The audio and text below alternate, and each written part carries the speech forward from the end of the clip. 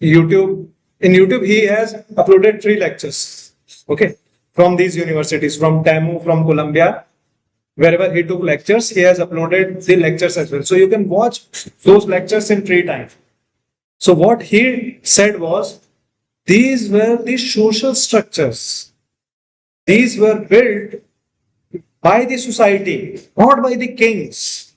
Okay, kings did not use to command such authority at that period of time. And this was not built in brief time period. This was built in huge time period. Okay, although kings were buried here in pyramids, but they were built for social purposes.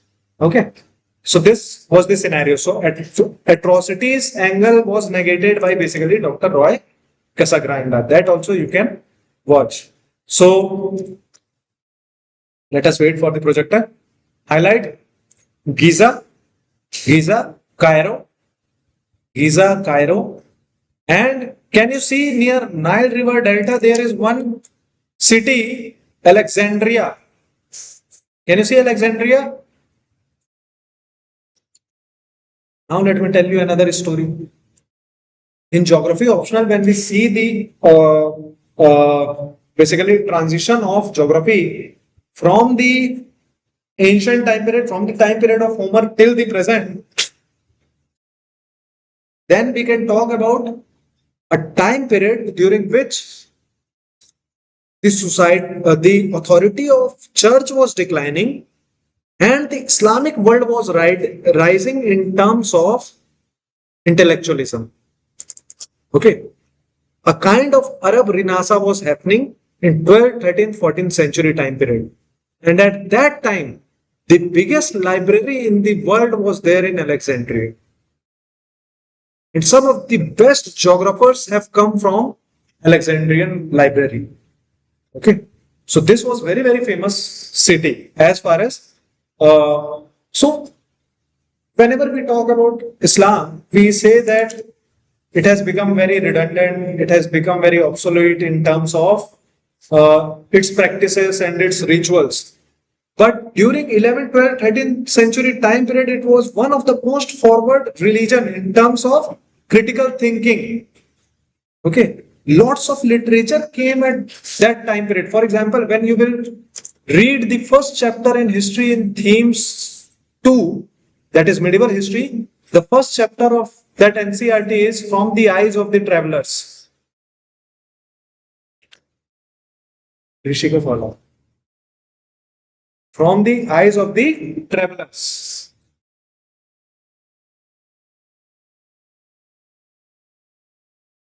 All these stories I am telling you because projector setup is going on. These stories basically connect the dots. So in that chapter, From the Eyes of the Travelers, we will also read about Al-Masudi, Al-Biruni, then this Ibn Battuta, all these travelers that came during the early medieval time period during Delhi Sultanate till Mughal, they basically came from this region, Arab world, Arab travelers, and they were way ahead in terms of historiography. Okay, so this becomes very, very important. Later on, it became redundant, but in 11th, 12th, 13th, 14th century, in terms of architecture, in terms of scientific temperament, in terms of new technologies, they were way ahead. The way during Renaissance time period, Christianity became ahead. Okay, so these things you will read in world history. So this is the scenario as far as the Arab world or Arab part of Africa is concerned. Then if you see this middle belt, this is the Sahel belt. Okay, where countries like Sudan, Chad, Niger, Mali is there and Mauritania is there. If you see particularly these 4 countries, Mali, Niger, Chad, Sudan, they are almost war-torn countries. Multiple clashes, ethnic clashes are going on. Multiple military coup has happened in these regions, Mali, Chad, Niger and Sudan. So this becomes very, very important. These countries, highlight all these countries, Mali, Niger, Chad, Sudan and Somalia as well, towards the eastern section, Somalia. And write down somewhere military coup. Military coup, that is de-establishment of the legitimate ruler by the military. So military coup has happened. Military coup has happened here in Mali, Niger, Chad, and Somalia.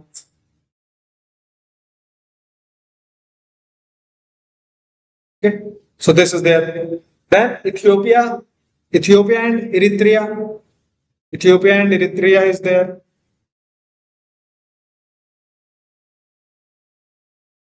Okay, so this is also important region. Ethiopia and Eritrea both. And nearby this, can you see, or in Egypt, highlight this Lake Nasir. Lake Nasir. Lake Nasir in Egypt. And in between Eritrea and Ethiopia also there is one lake which is known as Great Ethiopian Renassa Dam. GERD. Great Ethiopian Renassa Dam. Because of which, what is happening? Because of which conflict is going on in between Ethiopia and Eritrea. Okay. So this is there. Then come to western section. We can see few of the countries.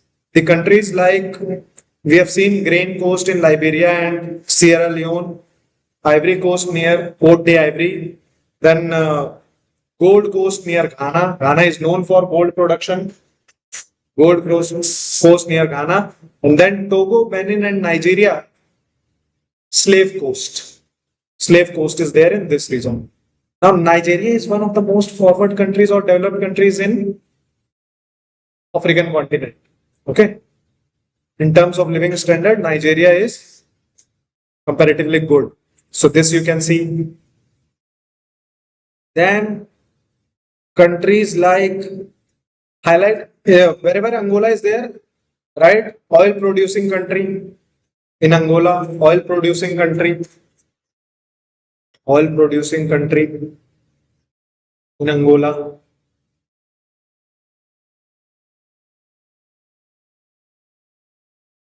Then DRC and Congo, both of them are basically famous for huge biodiversity.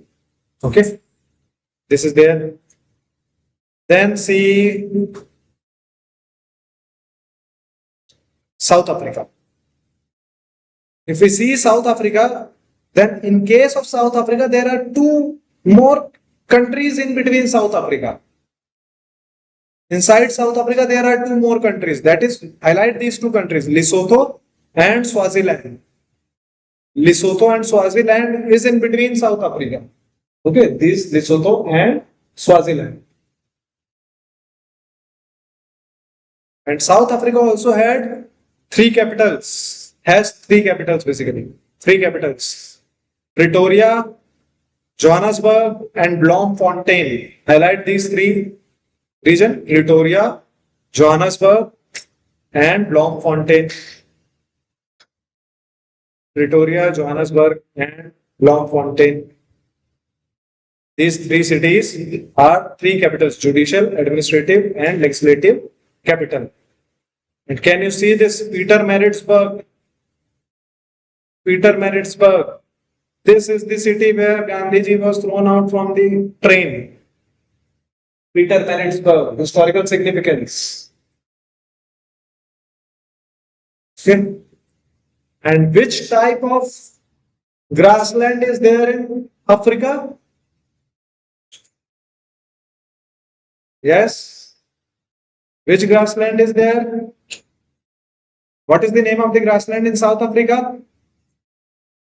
Belts. Belts are there in Africa. So highlight belts. You can see here this high belt. This is nothing but the grassland. High belt and bush belt are the two types of grasslands in Africa, South Africa. Highlight these belts as well. This is grassland right here itself. Veld is a grassland, steppe type of grassland.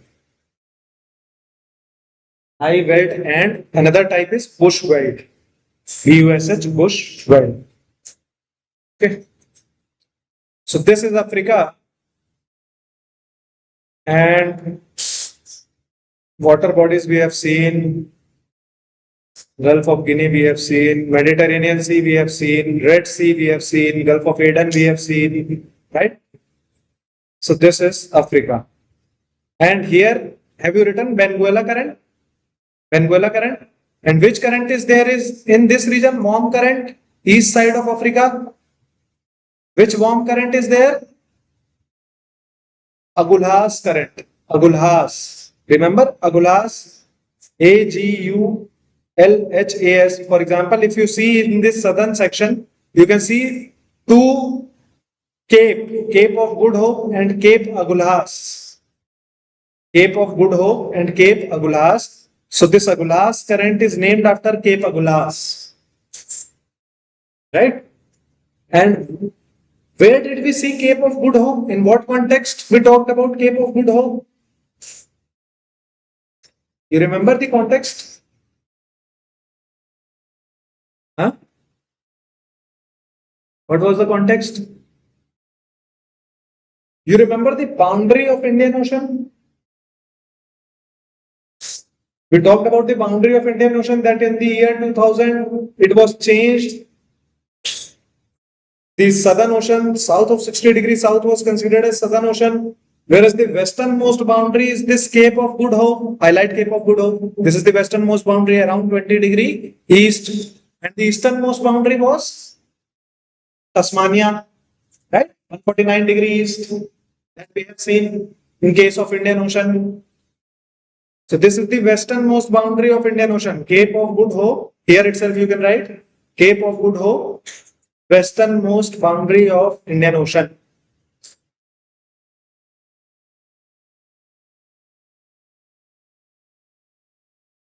And Tasmania was considered as the easternmost boundary of Indian Ocean.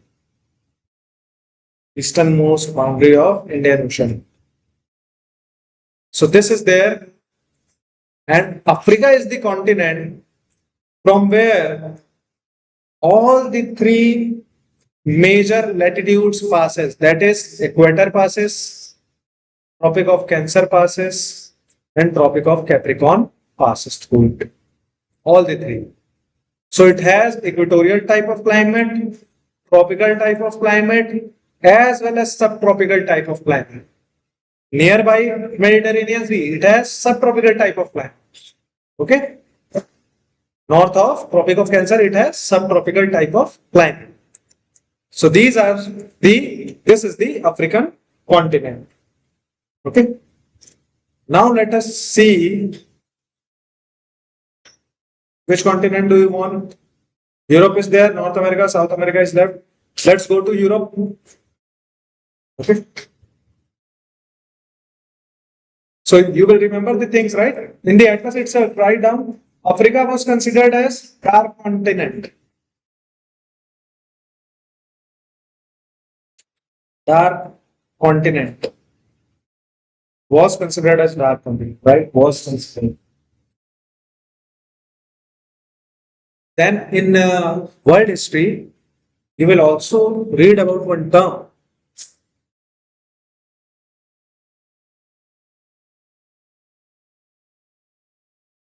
Scramble of Africa. Scramble of Africa. You know what is the scramble of Africa? In Africa also, lots of colonies were there, French colonies, Spanish colonies, British colonies were there, Dutch, etc. What happened was, now they wanted to divide the territory.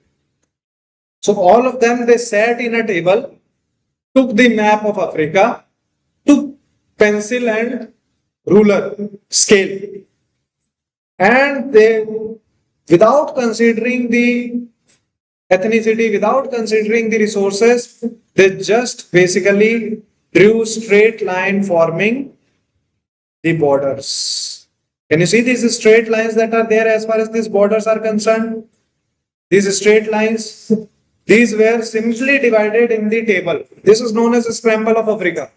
And because of this, what is happening? Because of this, conflicts are there. For example, if you see this physical region, physiography, okay, there might be a possibility of a tribe lying in both the countries. For example, the way they divide between India and Pakistan, that happened, right? Division. You know, if you talk about Redcliffe line, Redcliffe is the line border between India and Pakistan, both sides, whether it be West Pakistan or whether it be East Pakistan, that is present day Bangladesh. What Sir Redcliffe did was he also took scale pencil and drew the line. Imagine border going from a family. Suppose this is one house of the family and this pillar is the border. This is India, this is Pakistan. Overnight, one side the person has become Indian, one side the person has become Pakistan. What does this suggest? This suggests the overlook of the society, overlook of the culture. And this led to present day problems. The conflict that is going on in this region, the ethnic problems that are going on in this region was actually built by those colonial powers. Okay. So this is the scenario as far as Africa is concerned. So all these things you need to link as far as this is Wakanda. Huh? Wakanda real में नहीं है Wakanda is fictional fictional character real में होता तो मजा ही आ जाता right Wakanda if you see such and the best thing about Wakanda is or Black Panther as a movie is this was the first Avenger movie that was or the first Marvel movie that was directed by black director. So what they did was they basically incorporated all the cultural aspect as far as the tribes of Africa is concerned. And then they showcase the world that how environment and development can go simultaneously. Although it is fiction, but if you have to do development should be like that only, integrating both the aspects. You know, in economy, you will there is a debate, growth versus development. Growth versus development. Development is a positive word. That means not only your economic growth is happening, GDP is increasing, but along with that, the standard of living is also rising. Better environment is there, better amenities are there, better health and education is there because of the better infrastructure is there because of economic growth. That will be considered as development. Growth means economic growth. Numbers are rising. Our standard of living is same. That is economic growth. For example, we became the third largest economy, although we have slipped to sixth largest now. But for a brief period of time, we became the $4 trillion economy and we became the third largest economy. But was there any significant change in the lives of the people? Was pollution level decreasing? Was the accidents in terms of infrastructure decreasing? No. So standard of living should, so development is a qualitative aspect. Quality of life should improve. This is a quantitative aspect. This debate is of economy, quantitative aspect. So whenever we talk about development, we should take inspiration from these kinds of movies. Wakanda Forever, Black Panther. Because they have showcased that how we can develop with both. Imagine, how many of you are civil engineer? Any civil engineer? Let me give example from civil engineering perspective. I did my civil engineering 11 years ago. Okay. Now imagine at that period of time also, and today also syllabus has not changed much, is what I feel. They have not incorporated the environmental aspect. Only one subject is there. Rather than one subject, there should be whole and soul change in the nature of infrastructural development, in nature of strength of material, use of material, right? These should be changed. But what we are doing is, when we have to build any big project, let's say flyover, first thing that comes into our mind is we need clean land. We need to deforest the land.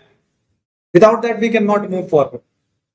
Why has there no updation in terms of civil engineering subject that along with forest there can be flyovers as well, there can be roads as well, there which can go along the forest region, or underground something we can build, or something different should be built, something different should be thought about. Why such changes are not there?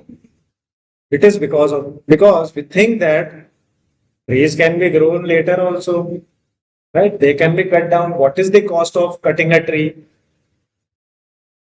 This is our perspective. This is anti-developmental perspective. Oh, infrastructure development is not the only way of development. When the quality of life is improving, we have seen the repercussions of blind infrastructural development. The urbanization that is happening in the cities like Chennai and Bangalore, where the water level has declined so much that now people are out migrating from these cities. The traffic has become unbearable. Air has become unbearable. Polluted air. Education system skyrocketing. Redundant education system. So these things should not be practiced. So Wakanda like development is what even I am waiting for. Let's see where it will happen. You know, one of the most beautiful airport if you see in the world is of Singapore. Because the Singapore airport, you should watch the videos in Insta or you should watch the image in Google. One of the greenest airport is Singapore airport. And then in India also there is Bangalore airport which is similar to that. We need to integrate those things in our infrastructure. Now what happens? Imagine a city like Delhi. And let me tell you, one very good case study was there. If image is available, let me show you this. It was from Mexico. Okay. So in Mexico also there is metro network, metro rail. And you have seen the metro that is going above the city, that it goes above the pillars, right? So in Mexico, they have basically planted small plants in the pillar, which is safe. Okay, let me check whether image is there.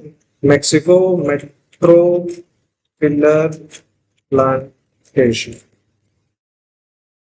Yeah, image is there. So like this.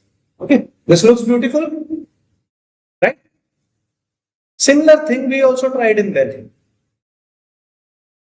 What do you think would have happened? The plants that are in reach to the people, for example, small vases are used to plant this. They used to take them home. So when these things are happening, don't you think we lack civic sense in this aspect? We are trying to replicate these things. But this is not happening in India. G20, and this was basically addressed by Prime Minister in one of the address. No, not Prime Minister. Yogi Adityanath, CM. He said this in one of the event, that in G20 event, people are coming with 30 lakhs cars and they are basically stealing Gamla. Imagine. 80 rupees, 100 rupees Gamla, they are keeping it in their car and then vanishing. What kind of mindset is this? Contribution wise, negligible, right? Pollution wise, top notch. So this is what makes the difference basically as far as development is concerned. So these kind of case studies you should look into. Okay, this becomes very, very important. Now again, let us move forward towards the new continent. And it has been in news, if you have downloaded the news articles, that Spain, Portugal, UK, they are facing one of the deadliest heat waves since 1976. Last 2-3 days, this news is there, right? One of the deadliest heat wave is going on. The temperature has reached 40-41 degrees Celsius. Very dry temperature is there, right? Which is leading to deaths also. People, I think in France only around 30 people drowned because of very high night temperature. They went for the swimming and they drowned. So because of that, these kinds of deaths have happened. So Europe become important for us. So let us first look at the physical map of Europe. Physical map of Europe. So let us start from the north of Africa only. We have highlighted the Strait of Gibraltar, right? Now, if you see this north of the Strait of Gibraltar, there is two major countries, that is Spain and Portugal. In this peninsula, which is surrounded from one side by Mediterranean Sea, another side Bay of Biscay, and the third side by Atlantic Ocean is basically Iberian Peninsula. Highlight Iberian Peninsula. This is Iberian Peninsula. Portugal and Spain. Iberian Peninsula. Okay. This is Iberian Peninsula. Then highlight Pyrenees, the mountain range Pyrenees, which forms the border between Spain and France. This forms the border between Spain and France. Then in France, highlight one of the major rivers, that is Seine River, which flows through Paris. Seine River. This was in news, Seine River, during the Paris Olympics, because this river was cleaned in 10 years. You know what efforts can do? If you are taking dedicated efforts, if you are not doing corruption, will you do corruption once you get selected? How can we do the corruption? We are the most upright persons India can see, right? But later on, once you get into the system, and then when I will ask you, have you become corrupt? You will say, sir, system makes you corrupt. If you don't go along with the system, then you will not be the part of the system. System will throw you out. So to remain in the system, we have to do certain small corruptions. This is the argument that we get, right? So always remember this thing. Try to remain uncorruptible. If you will think that we cannot move forward with this, leave that job. Leave that job. Do something else where you can excel without corruption. No need to continue with that. No need to get into your knees to just remain in the job. Okay.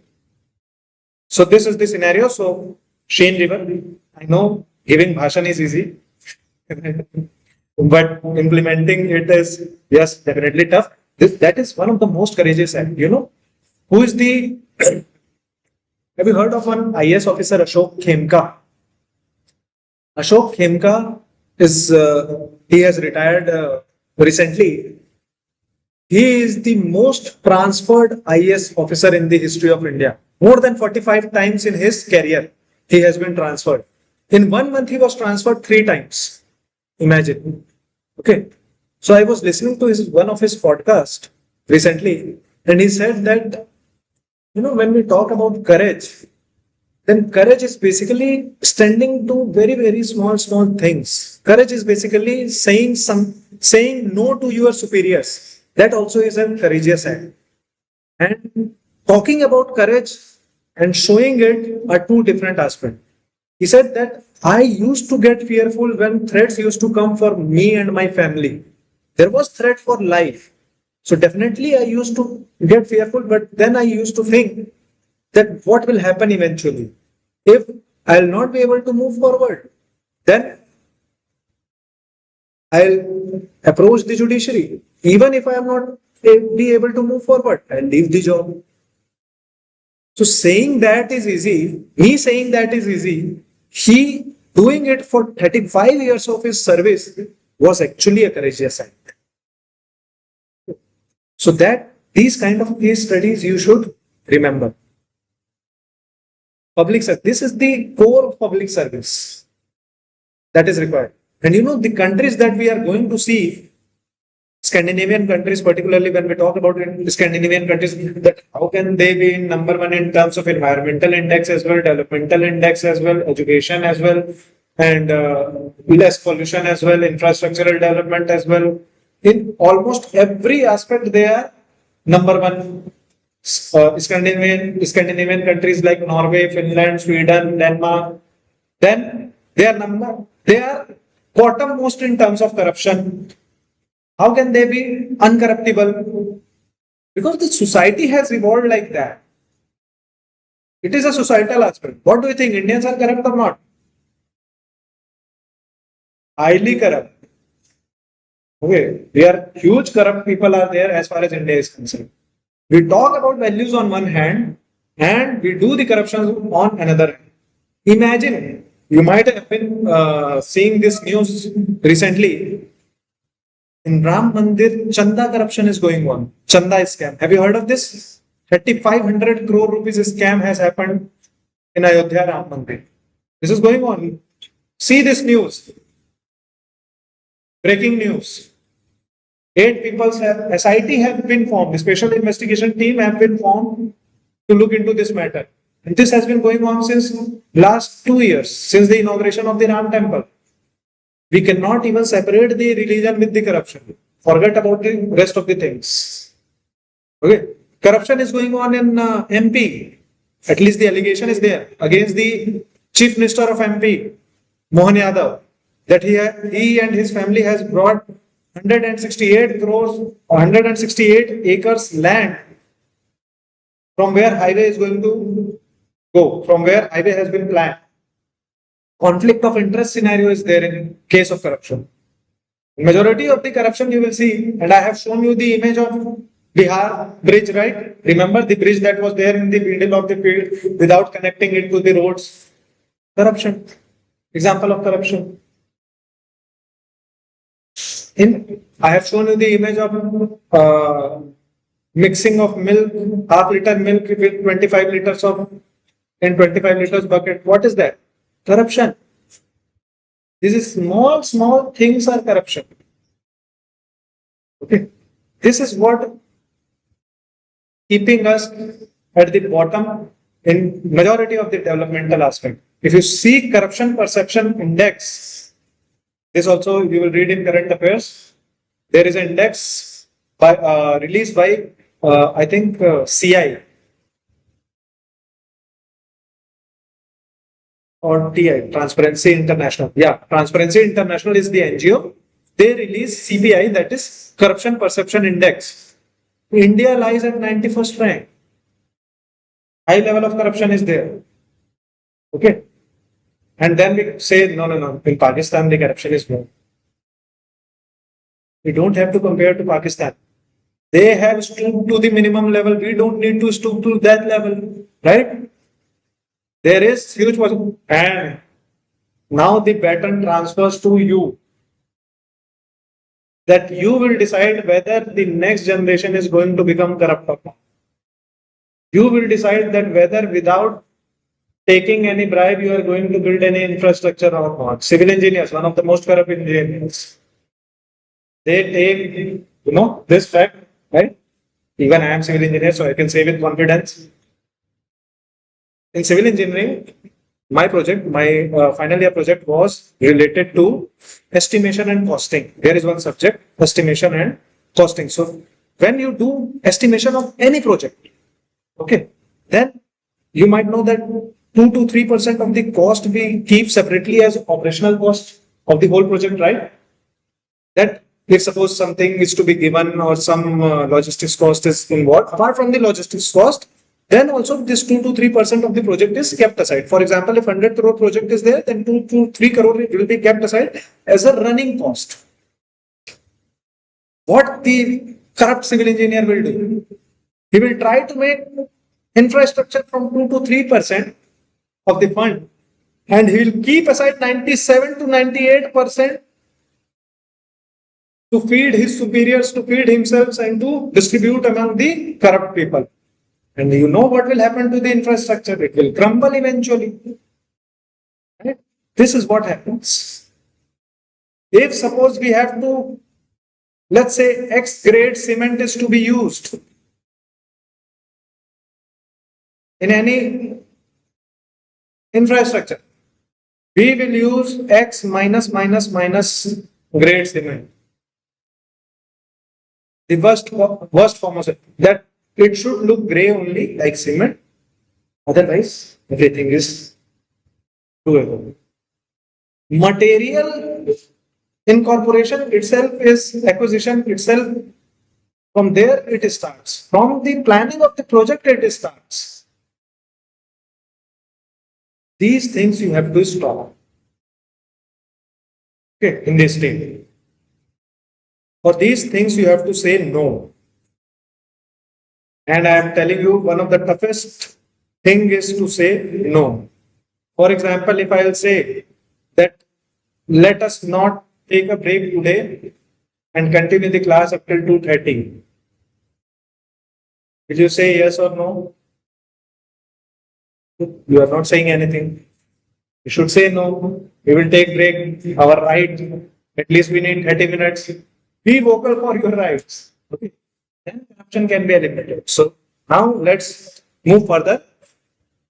See the youngest cold mountain of Europe, Alps. Highlight Alps, Alps region. And here the highest peak of Europe can be seen. That is Mount Blanc, 4808, Mont Blanc in the France, Switzerland, and Italian border.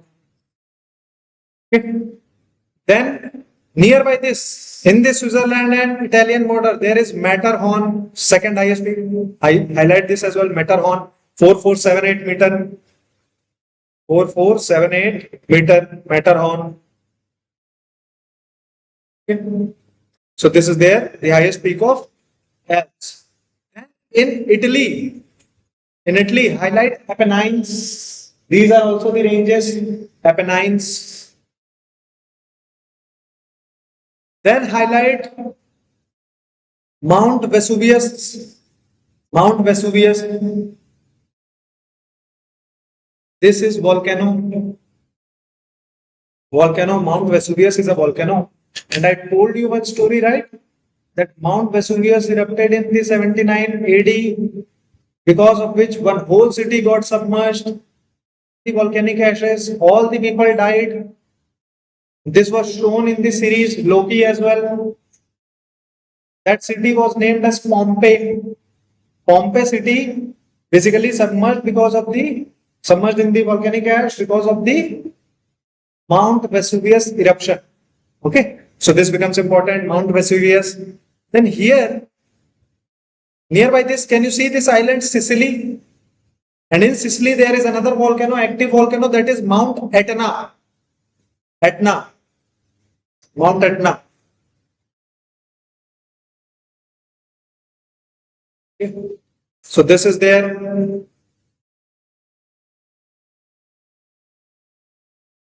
Then there is another volcano. I think it is in Sardinia, in Italy only. Sardinia, one of the island of Italy. Mount Stromboli, right here itself, somewhere in the atlas. Mount Stromboli.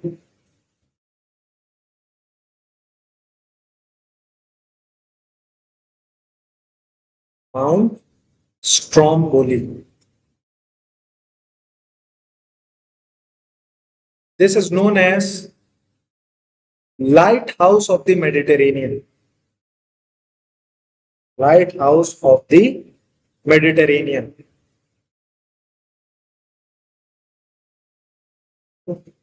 So this is there as far as Mount Stromboli is concerned. Mount Stromboli, Lighthouse of the Mediterranean. This is also an active volcano.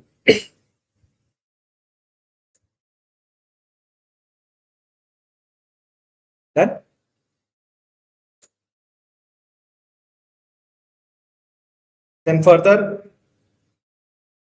northward if we go, north of Alps. If you see, can you see this Carpathian Mountains? Carpathian Mountains in the eastern side, Carpathian Mountains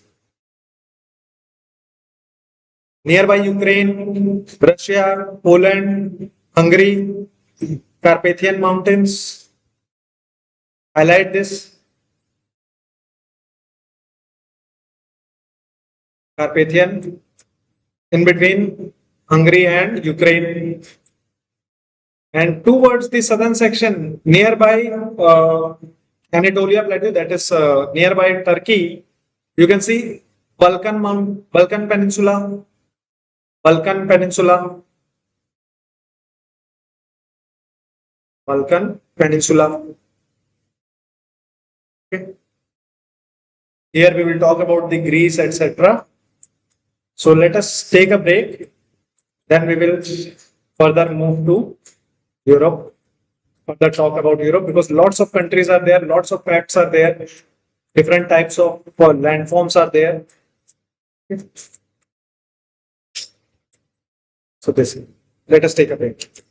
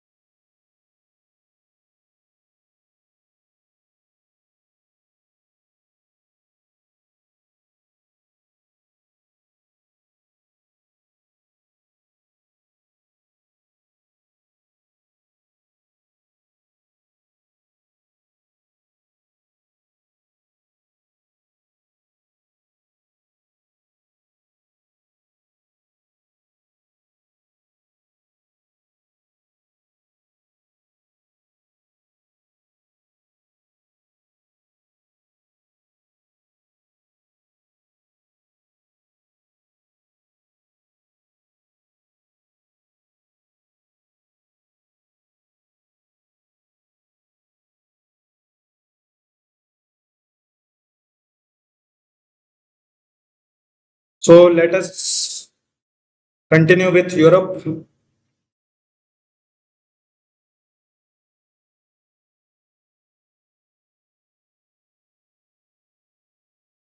So we have seen some of the peaks, right? Peaks we have seen as far as Europe is concerned. Mountain ranges also we have seen, and the easternmost European mountain that we saw yesterday in Russia. You remember this? Ural Mountains? Ural Mountains, Old Fold Mountains we have seen yesterday in Russian part, right? Then this region, if you see, this is the overall plain region in Europe, Northern European plain. Northern European plain region is there. So this is the basically peak part as far as physical part as far as Europe is concerned. Also now come to the British side. British Isles we call it. The overall land that we have, the overall group of islands that we call it British Isles. ISLES. So what does it contain? It contains Great Britain, it contains Ireland, it contains Wales, okay, and Scotland. Scottish part is also there. So that is Isles, British Isles. So highlight Great Britain, and here in between Ireland and Great Britain, you can see Irish Sea. Irish Sea is there. And in history, particularly in modern history, modern Indian history, there is a link of Irish revolutionaries with that of Indian revolutionaries. When you will read about Indian history, you will see that the activities that Bhagat Singh, Rajguru, Chandrasekhar Azad, the revolutionaries acts that they were carrying on, they were inspired by the Irish nihilists. Okay, nihilism it is said as nihilism. So they were inspired by the Irish revolutionaries, basically Irish nihilists. Okay, and you remember who was the last Governor General of India? Last British Governor General of India? Mountbatten. Mountbatten later on was killed by Irish nihilists. He was basically bombed.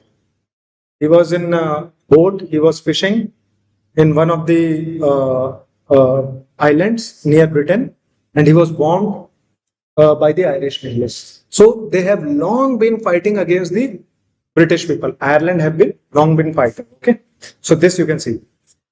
And in between France and Britain, there is a channel named as English Channel. Highlight this English Channel. English Channel in between France and Great Britain. English Channel is there. Water body, English Channel is there. And then east of Great Britain, if you see, this is North Sea. Highlight North Sea. Very, very important region from mineral resources and fishing point of view. North Sea is very important. Okay, North Sea is there. Now let us come to the northern part. Northern part, that is Baltic Sea. Highlight Baltic Sea. Baltic Sea. And then see the northward side. This is Scandinavian Peninsula, Scandinavia. And here you will see Norway, Sweden, Iceland. Here Denmark is there, right? This is Scandinavian Peninsula. Scandinavian Peninsula. And can you see the coastline of Scandinavian Peninsula? Yes. Look how much indentation is there. It is not straight, right? It is not straight. Lots of indentations is there. Lots of cuts are there as far as the Scandinavian Peninsula is concerned. Why do you think this has happened? These kinds of cuts, or we call it indentations. Why do you think the indentations are there in Scandinavian Peninsula? Any reason? Any reason that you can guess? Because of huge current? Yes. No, not because of waves. Not because of waves. Although wave cut platform can be formed, but not because of waves. It is linked to glacial landforms. If we see this, this is almost near Arctic Circle, that is around 60 degree, right? This is 60 degree north. 60 degree, 70 degree north means what? That they remain frozen through almost throughout the year, right? And whenever ice, basically, suppose what happens with the ice based erosion is basically has scooping action. We have talked about the scooping action, remember? That how it scoops the landform, because of which there was formation of Kori, Sarki, Tan Lake. Remember all those terms that we have talked about in glacial landforms?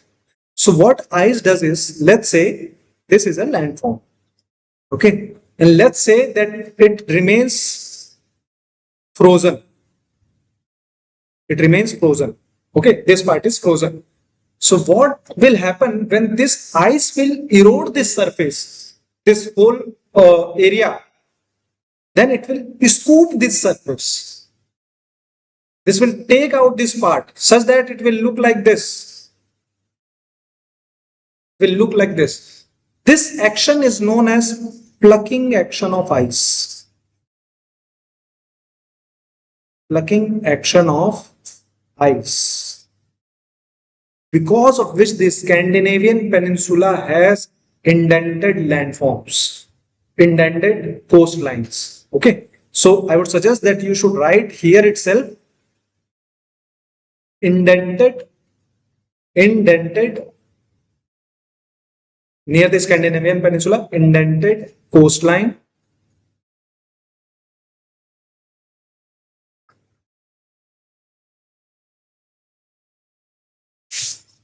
Because of plucking action of ice. Plucking action of ice. Okay. So this is there. And also remember,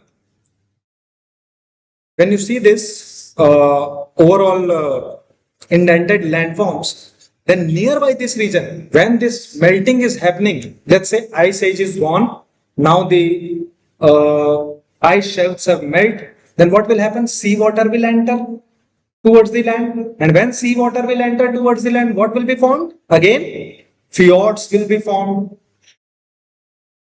So this is also the best place to see fjords. Okay, so there itself will write down fjords. Fjords will be formed near Scandinavian peninsula itself. Write fjords. FJORDS. Fjords. It can be written as FIORDS as well. It can be written as FJORDS as well. Okay, fjords. Yes. Fjords. I showed you the image of fjords. This is how it looks. This, the water body that is entering. If I show you the top view of fjord, let me show you the top view. Just a second. This is how it looks. Okay. Water is entering, seawater is entering towards the land area, such that it looks as if it is river, but it is not actually river. It is seawater. Okay. So that is fjords. And the best part about fjord is it is very, very beautiful. Very, very beautiful. UPSC asked one question in 2023 mains. Okay. I was writing that question. I was writing that mains that year, 2023. So I was not expecting that question at all in GS1, GS paper 1. Had they asked this question in main, in optional subject, I would have understand that, okay, they have asked about fjords, one of the landform, but they asked this question in GS paper 1. All of the students were surprised, including those who had geography optional. Me, I also got surprised. Okay, that why I knew about fjords, but what was the question? The first part of the question was, what are fjords? Second part was, what are the picturesque aspect of fjords? Okay, picturesque aspect means why it looks beautiful. Okay, basically this was the scenario. Picturesque aspect of fjord. Now, what was the background of this question? And this was for 10 marks. The background was in 2023, mains happened in September time period. In 2023, March, April time period, if you see this fjord region, This is known for cruise-based tourism. Okay, cruise goes in this region. One of the cruise got stuck in fjord. One of the fjord, it got stuck for 2-3 days. And there was an article in the Guardian that despite getting stuck in that fjord, the tourists which are in that cruise, they are enjoying the view because of its picturesque aspect of the fjord. That became the background of the question. Imagine. So UPSC does this kind of things. Okay. But this will not be there in APPCS, don't worry. They will not ask this kind of. If they ask, I can guarantee you, even those who will have geography optional will find it difficult to write answer in this aspect. Okay. Because one thing about mains that you should particularly remember, particularly optional part, and all of you will have different optional. I would suggest you to look at the PYQs again of optional. When you will see the optional, 70% of the question, minimum 70% of the question gets repeated. Either the question or the themes will get repeated. So how you have to prepare the optional? For example, how the themes? Suppose, how many of you have history optional? How many of you are planning to choose history? Anybody? No? Geography? I know geography, very less probability is there because it is these two options are the longest or the biggest option. Okay, in terms of syllabus, very big option. Okay, PSIR, anybody? PSIR optional. Let's say PSIR is there. Okay, PSIR means political science and international relation. Now, let's say there is one theory of Jeremy Bentham. Okay, in political science scenario, we also read about Jeremy Bentham. Or let's say Immanuel Kant is there. Okay, Immanuel Kant. They will ask about Immanuel Kant in different contexts. So if you know about Immanuel Kant, you will be easily able to write the answer. Suppose you have sociology option. Okay. They will ask similar type of question: status of women, status of education, impact of education on women, or patriarchy or matriarchy. This kind of question surrounding around that particular theme. So basically, on the basis of PYQs, you have to prepare the theme. And the best way to prepare that is write all the PYQs, solve all the PYQs by writing. Means you have to prepare in that form. And you will feel we have not studied it. How will we be able to write? Right? Open the book, open your notes, open whichever resources you are following, or open the internet and try to frame a model answer. And even if you are not able to frame the model answer in given amount of word, see toppers copy of UPSC. That is freely available. You just have to look for, let's say, toppers copy of sociology optional, toppers copy of geography optional, toppers. It is freely available in different coaching institutes. Look at how they are writing and then try to replicate it. Just replicate it, copy it. Optional, you will score very high if you have your PYQ prepared. And this is not true only in case of optional. This is true in case of other subjects in mains. This is true in case of prelims as well. So mains is about answer writing. Only thing is you need to do the answer writing. Whether and while practicing, you can open your books, you can open your open internet, you can take time. Initially, you might take 15 to 20 minutes to write 150 words answer. Eventually, after 1 month, you will be able to write it in 10 minutes. And further, after 1 more month, you will be able to write down in 7 minutes, which is the ideal time period to write 150 words, so 7 to 8 minutes. Okay. So don't worry. Even if you are taking half an hour, 1 hour to write one answer, start doing that. And the first thing is, since tomorrow is going to be the last class of geography, again I am emphasizing, I have emphasized several times, start looking at the PYQs.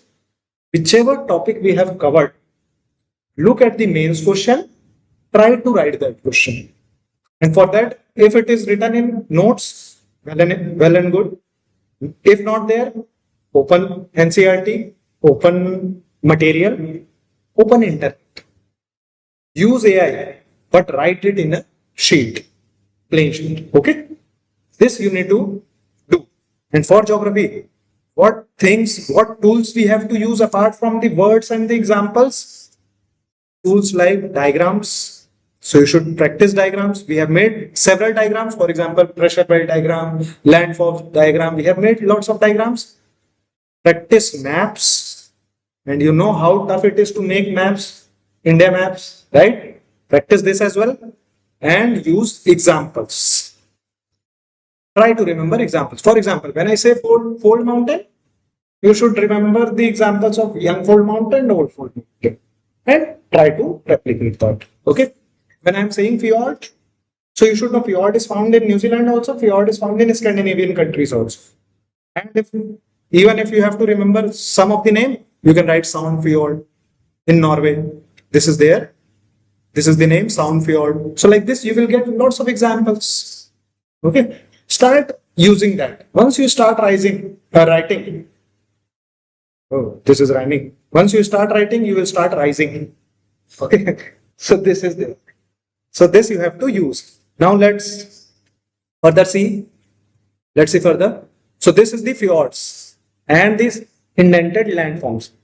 And remember, more indentation means good condition for ports and harbors. Okay. Flat land, not good condition. Flat coastline, not good. Emergent coast, not good. But submergent coast and indented landforms are good for ports and harbors. So these regions are good in terms of shipping as well. Shipping industry is also very developed. Okay. This you should remember. Now let's see another country. Highlight Norwegian Sea, west of Scandinavian Peninsula, Norwegian Sea. Yes, Norwegian Sea. And then see Iceland. Iceland. And about Iceland, if I have to say, one thing that you should remember about Iceland is, it is in news since 2022. Because since 2022, continuous volcanic eruption is happening in Iceland. And which type of volcanic eruption?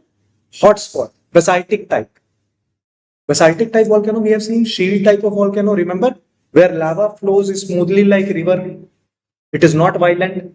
That kind of volcanic eruption is happening in Iceland. So right here itself, in Iceland, write the names of the peninsula and the volcano. This is the name.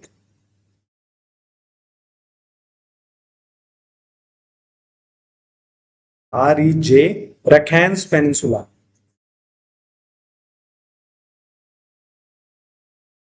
Rekhans Peninsula. And the initial eruption that happened was in a place named as Grindavik. Grindavik. This is in Iceland. Okay. For example, the capital of Iceland, if you see in the political map of Iceland, the capital of Iceland is Reykjavik. Reykjavik. So Reykjavik lies in Rekhans Peninsula. Okay. Reykjavik lies in Rekhans Peninsula. Can you see the capital? Reykjavik, Iceland capital. So that is there. So this region, why it is famous? Here itself, write down. Shield type volcano. Shield type volcano. So once geography will get over, don't keep your atlas somewhere such that you will not be able to find it for 1 month. Keep it in the study table, open it on regular basis. Just look what you have highlighted. Once you start looking it on regular, and never ever feel burdened while looking at atlas.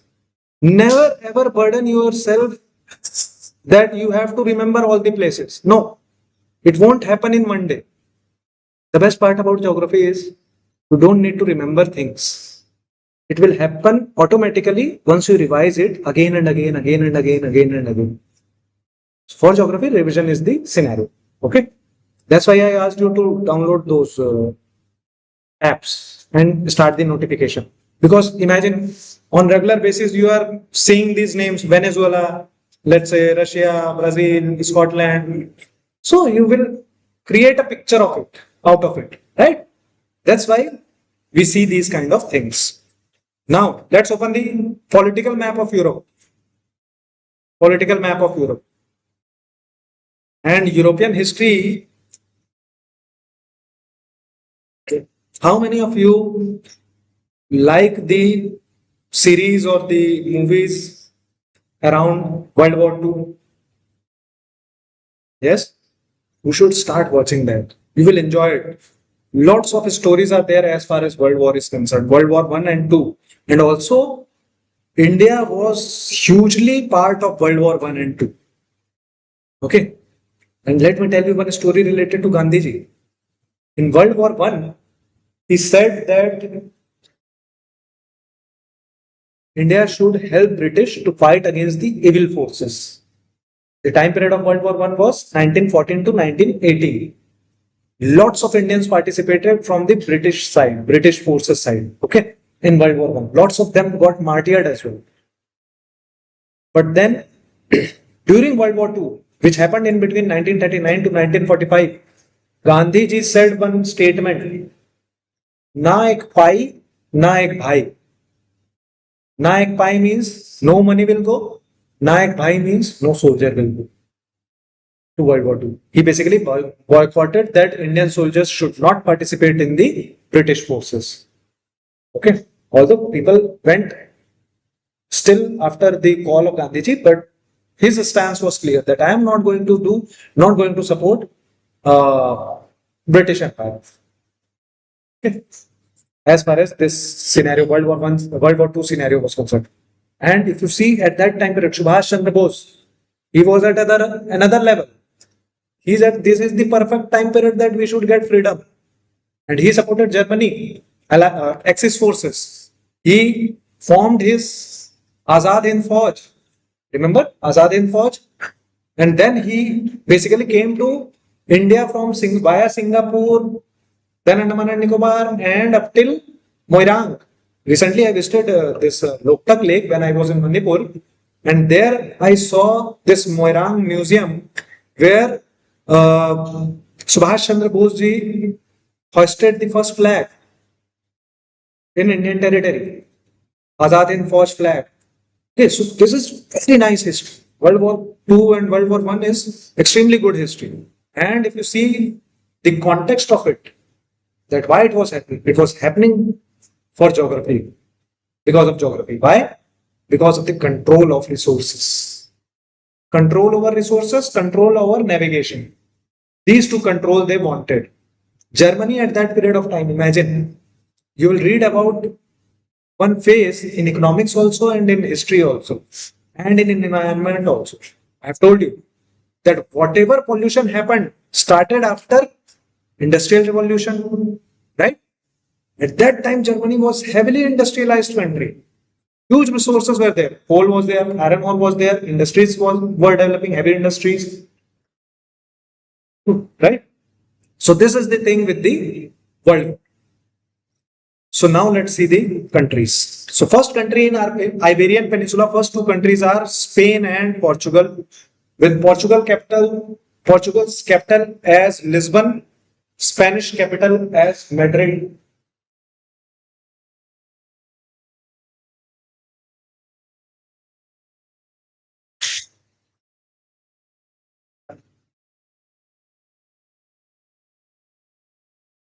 Spanish capital as British.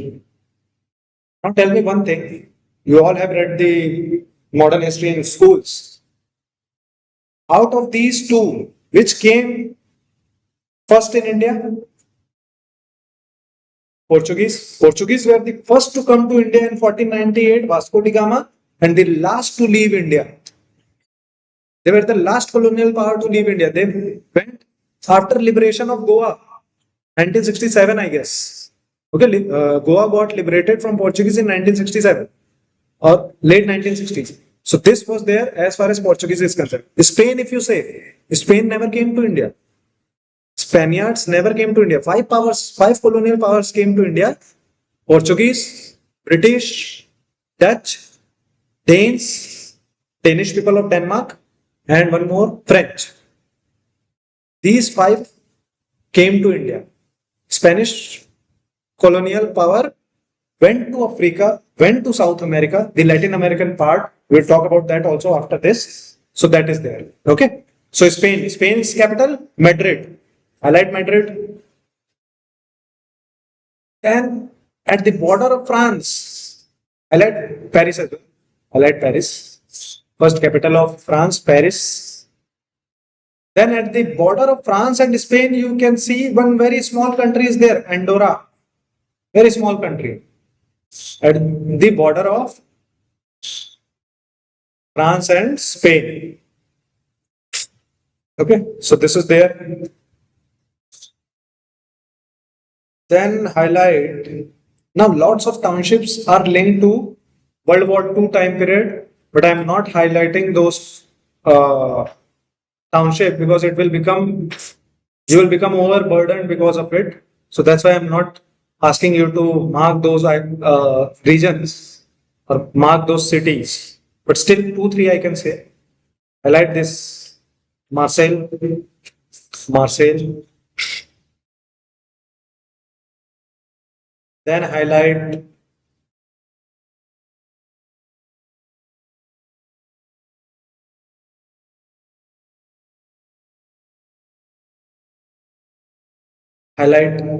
Geneva, Geneva in Switzerland, Geneva.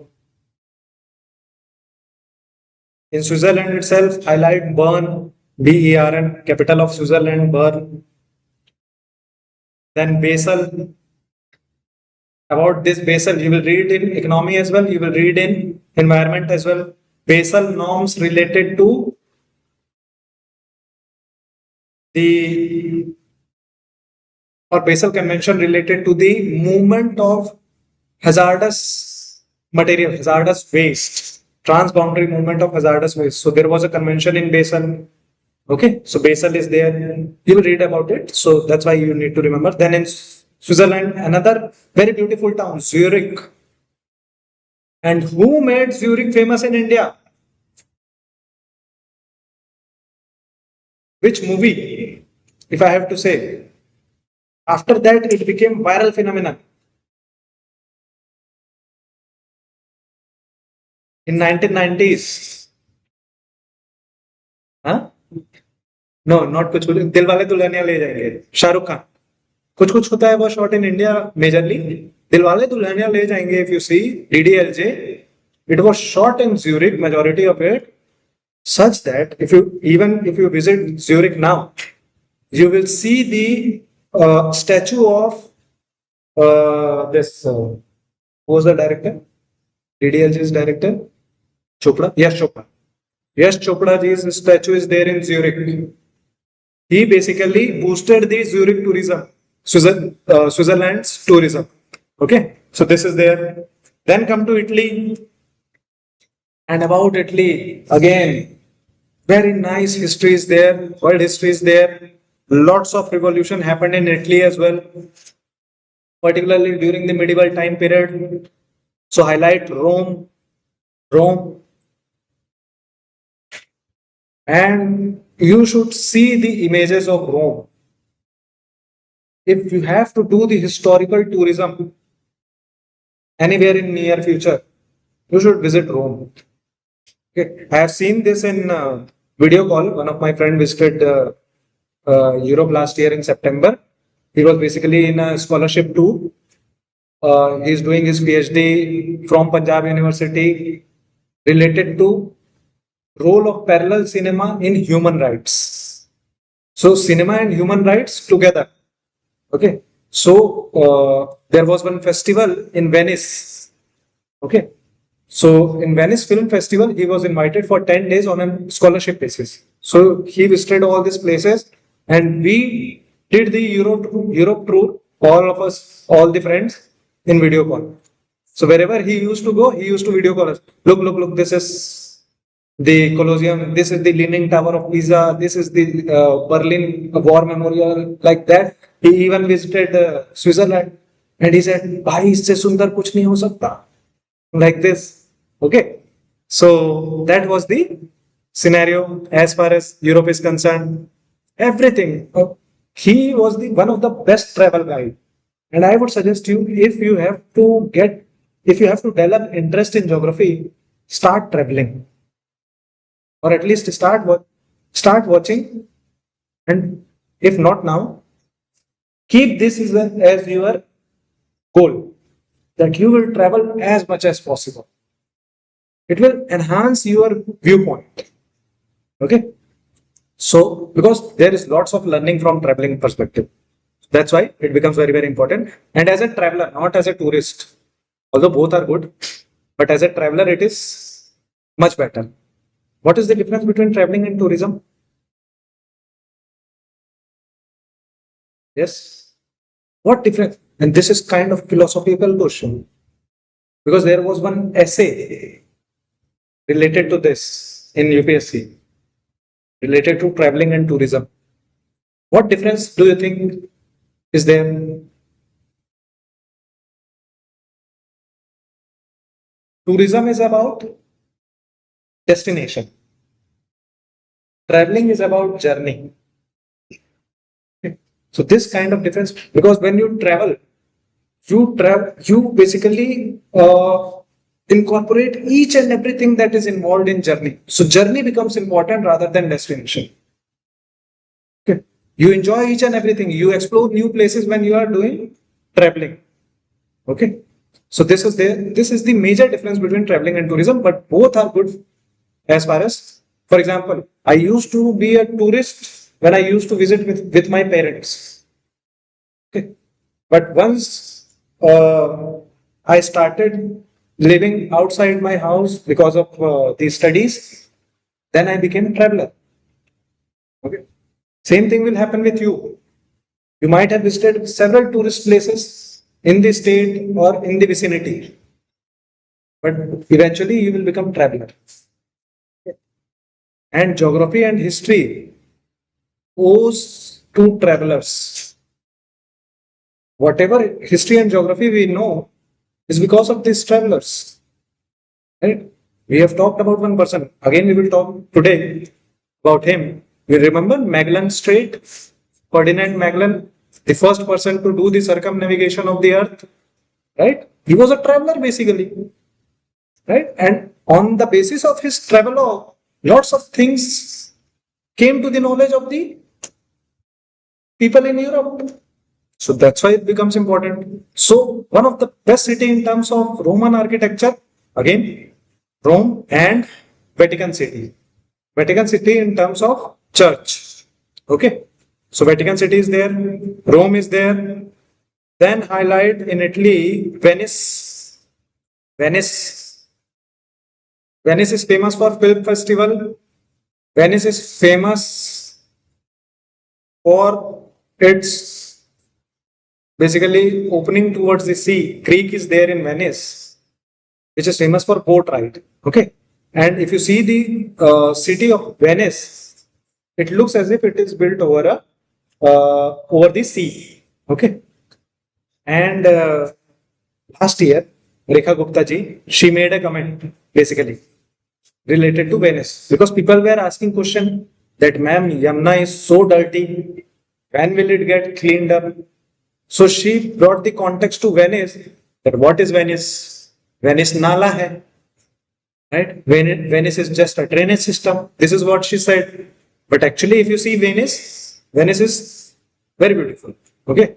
Although here also drainage system gets clogged during the peak rainfall season, but still it is good city if you compare it to Yamuna. Okay. So this is there. So Venice. Then Milan. Why Milan is famous? I can understand from the smile. Fashion capital. Fashion capital of Europe. Milan. Okay. So I like Milan as well. Then come to the eastern part, that is Adriatic Sea. The east of Italy is Adriatic Sea, and here you will see lots of cities like countries like, first of all, Greece. And Greek history, if you see, the movie is going to come Odyssey, Christopher Nolan's movie based upon Greek history. History and geography started from Greek Empire, particularly. Okay, if we say the European school of history and geography. So first of all, highlight the Athens, capital, Athens. And in Athens, which mountain is situated? Which was considered as the abode of gods or home of gods? Huh? What was the name? Starting from O, Olympus, Mount Olympus. Okay. So this Athens is there, important city, and this port town that you see, Piraeus. This port town is also important in recent time period because we are building the north-south trade corridor from India to Europe, and in between there is this port town. We are going to use this as well. Okay. So Piraeus becomes important. Then Albania, again very beautiful city, country, and comparatively cheap in terms of European tourism. It is comparatively cheap. Okay, and very beautiful coastlines are there in Albania.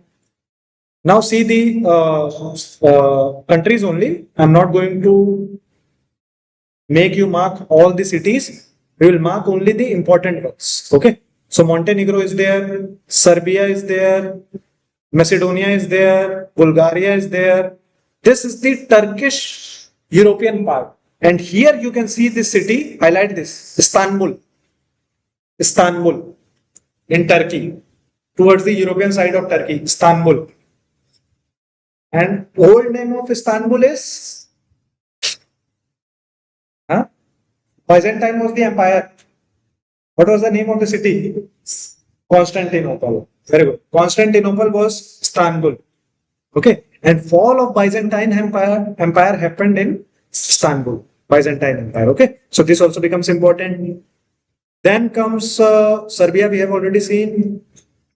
Croatia is there. Croatia becomes important. Croatia is playing in World Cup. Okay. Slovenia is there. Hungary, Budapest. Budapest Convention you will read, I think, in international relation, but not that important. It has become old. From Russia-Ukraine conflict point of view, this sea becomes important. Black Sea. We have talked about yesterday Caspian Sea, right? Remember Caspian Sea? From Europe point of view, this Black Sea becomes important. Although we call it sea, it is a lake basically. Black Sea is a lake. Okay. So if you see, how many countries surrounded Caspian Sea? Yesterday we saw the mnemonics. How many countries were there? 5. 5 countries were there surrounding Caspian Sea. And you know the mnemonics? Tariq. That is Turkmenistan, Azerbaijan, Russia, Iran, and Kyrgyzstan. Right? Sorry, Kazakhstan. Kazakhstan. So these are the countries which surrounds Caspian Sea. Similarly, if we see Black Sea, then 6 countries surround Black Sea. And one of the most important aspects related to Black Sea is this. If this is Black Sea, then there is a narrow strait which connects it to Sea of Azov. Then again there is a narrow strait which connects it to Mediterranean Sea. This strait is which connects Black Sea to Sea of Azov is Bosphorus Strait. Near Istanbul, can you see Bosphorus Strait? Near Istanbul, Bosphorus Strait is there connecting Black Sea to Sea of Azov. And near Sea of Azov to Adriatic Sea or Mediterranean Ocean, there is Dardanelles Strait. Dardanelles Strait. Okay. So the countries that form boundary around Black Sea, there can be mnemonics, that is GTB, RUR. Or if you feel difficulty in remembering this, then you can remember like this: T burger. but the spelling of T burger is this. T burger. Okay. 6 countries. Now see the 6 countries. As far as Black Sea is concerned. So Russia, first country, Ukraine, then Romania, Bulgaria, Turkey, and Greece, Georgia. Turkey and Georgia. Okay. So these 6 countries surround Black Sea. From Black Sea, there is this Bosphorus Strait. Then we come to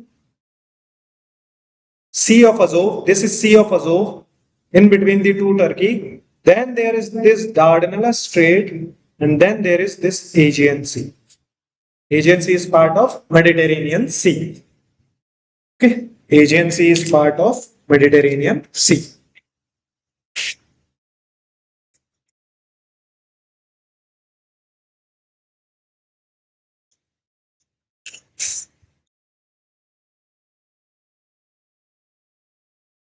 Why it becomes important? This becomes important because Russia-Ukraine war was going on. We have talked about it yesterday, right? And all these cities, whether it be Kiev, Luhansk, Kharkiv, Donetsk, Mariupol, Kherson, and I showed you that Kherson was asked in the examination as well. Then there was one Zaporozhye, right? Zaporozhye nuclear power plant where bombing happened and there was chances of nuclear accident, right? So these cities were basically attacked by Russia because of the Russia was trying to annex Ukraine. Now the thing about this is, and there is one strait. Oh, sorry. Just a second. This is Sea of Azov. Okay. This is Sea of Marmara. Sea of Marmara. That is there in Turkey. This is Sea of Marmara. M-A-R-M-A-R-A. M-A-R-M-A-R. This is Sea of Marmara. Okay. And Sea of Azov is this, near Ukraine, which is connected to Black Sea via Strait of Kerch. Strait of Kerch or Kerch Strait. So when you see this, now Ukraine produces wheat. Why? Because of steppe type of climate. Huge production of wheat happens in Ukraine. Now when this bombing was happening, now Ukraine produced the wheat. Now they want to export it. But continuous bombing is happening near, or continuous attack from Russian side is happening near Black Sea. So Russia and Ukraine signed a deal, Black Sea Grain Trade Deal, in which they said that whichever ships will have wheat will not be attacked. So they basically provided the transit to the Ukrainian ship. But Ukraine was still doubtful about the Russia's motive. So what Ukraine did was, Ukraine used the port of Romania, that is Constanta. It used the port of Romania, and then from here it traded its wheat. From Romania, this came to Bosphorus Strait, then Sea of Marmara, then Dardanelles Strait, then Aegean Sea, then Mediterranean Ocean, and then went to different markets. Okay. So this becomes very, very important because of the conflict that is going on. Yes, day before yesterday only, Ukraine again attacked Russia by using drones, right? And huge, and you remember in April, 6 foreign nationals were arrested in Manipur. You remember this? In Manipur, which conflict is going on?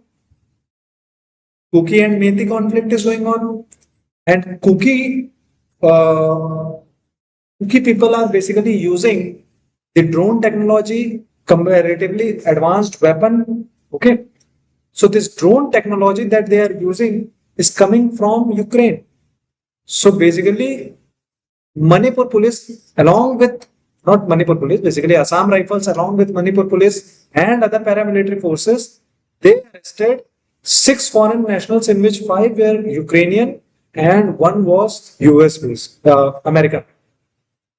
Okay, so they have basically outsmarted this drone technology.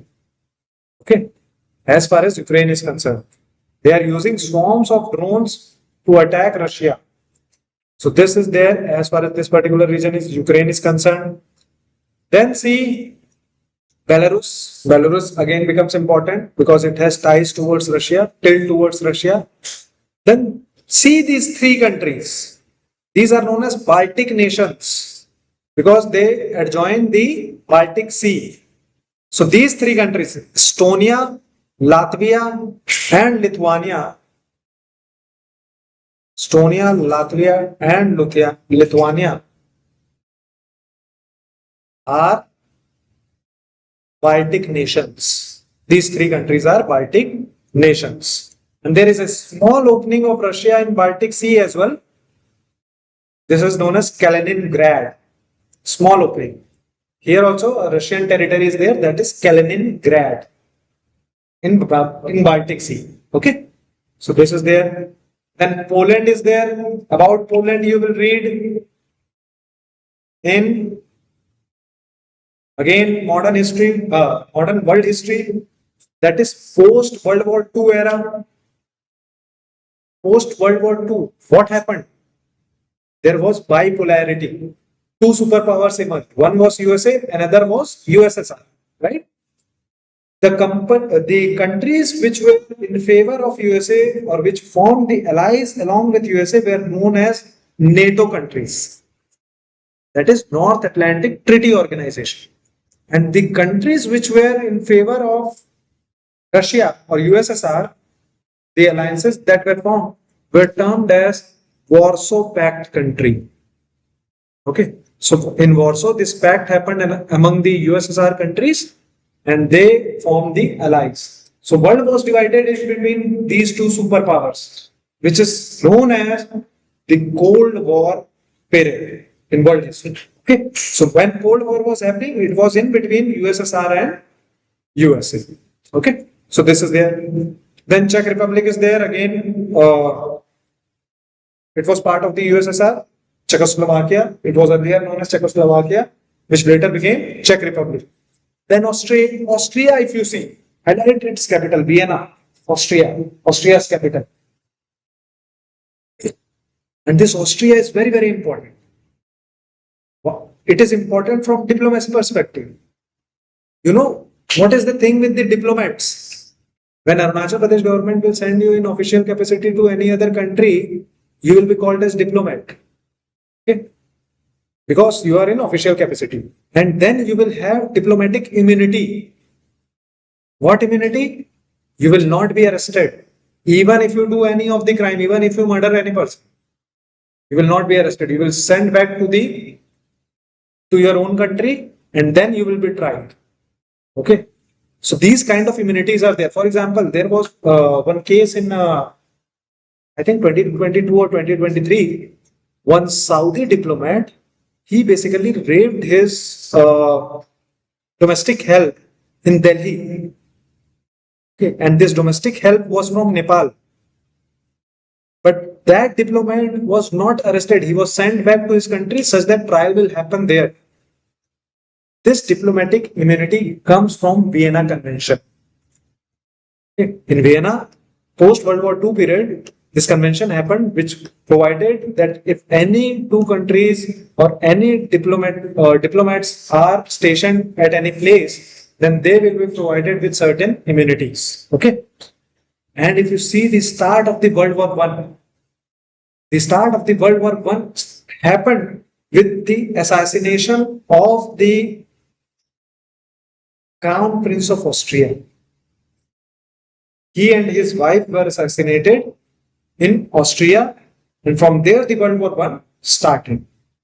Okay, that is the backdrop of World War I. So that's why Austria becomes very, very important. And I think, yeah, one of the best palace of Hitler, his retreat basically, was there in Austria. There is one series, if you want, if you are interested, Then there is one series named as Band of Brothers, based in World War One and Two. Band of Brothers is based upon this infantry. And Band of Brothers second part is based upon the Air Force. Both are based upon World War Two only. Should see that series. Such beautiful depiction along with real. It is like a documentary basically of World War Two. Okay, so that is there. Then come to Germany. Germany. And in Germany, highlight few of the again cities like first of all capital Berlin, Berlin. And in 1989, the fall of Berlin Wall happened, which led to the fall or disintegration of USSR. Okay, so that was there. Again, part of world history. Berlin as a capital becomes important. Then highlight Munich, Munich, Munich. And after World War II, for the first time, Germany hosted Munich Olympics in 1972. And in that was the first televised Olympic. It came in television. It was one of the best ongoing event. But one tragedy happened. What tragedy? The Israeli team was attacked by Palestinian revolutionaries. And around 11 to 12 players died. Israeli players. And then Israel took revenge of Munich Olympics for the next 20 years. And from there, the role of Mossad becomes, and that's how Mossad became extremely efficient agency. Okay. So that is the story of Munich Olympic, very important city again. Then Frankfurt, industrial town, Frankfurt. Then Bonn. About Bonn Convention also you will read in environment. It is linked to Convention on Migratory Species. Bonn Convention. Okay. Then Dortmund, if you see Dortmund, Hamburg, Hanover, Bremen, all these townships that you see, these are basically industrial townships. Okay. So this is there. Then come to Netherlands, and its capital Amsterdam.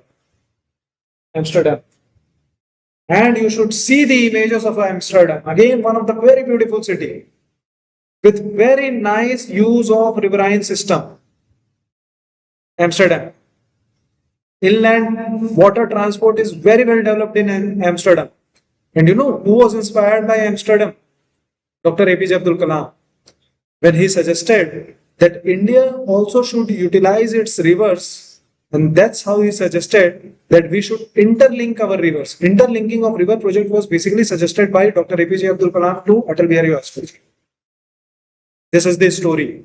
Okay, so Amsterdam, you should see the images of Amsterdam. Okay, Netherlands.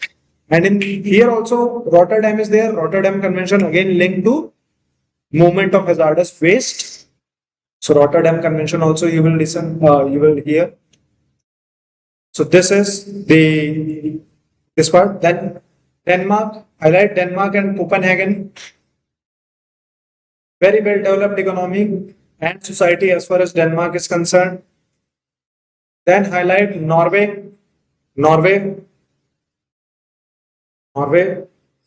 and Oslo, its capital, Oslo. And you know, Norwegian team is very much in news in FIFA World Cup because of their Viking celebration. Vikings used to come from Norway. There is one, the most famous player of Norway, Haaland is there, right? So this is Norway. Then see Sweden, and I think today match of Japan and Sweden is there. So highlight its capital, Stockholm. And about Stockholm also you will read Stockholm Conference. And in India, in environment, you will see during the time period of Indira Gandhi ji, movement, the environmental movement that started from the first environmental convention, Stockholm Convention, in 1972. Again, at that time, the Ministry of Environment, Forest and Climate Change was developed in India. That was the time period when Wildlife Protection Act was passed, which led to the creation of wildlife sanctuaries and national parks and protected area networks, and the rights of animals and plants were protected. Wild animals and plants were protected. Because prior to that, what used to happen? Hunting. Hunting was normal. It was legal, or at least not illegal. Hunting became illegal through Wildlife Protection Act 1972. Okay. So this is the significance of the Stockholm Conference. Clear? All these stories you should try to link when these topics will come in different subjects. Clear? Try to basically identify the places. Then Finland. Highlight its capital, Helsinki. How many of you have used the phone of Nokia? Nokia phone? Nobody? This suggests that you all are Gen Zs. Okay. Because earlier Nokia was like Apple, and this Nokia was Finnish company. Okay. It was Finnish company. So this also you should remember. Finland, again, developed country. We have seen Iceland, Reykjavik, the capital of Iceland, right? So this is Europe, and in UK also. In UK, come to UK, and about UK you will read about lots of cities. Highlight London, capital, right? Then highlight Manchester. Why Manchester is famous? Because Ahmedabad is known as Manchester of India, right?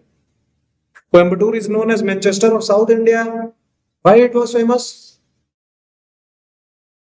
During the pre-independence time period,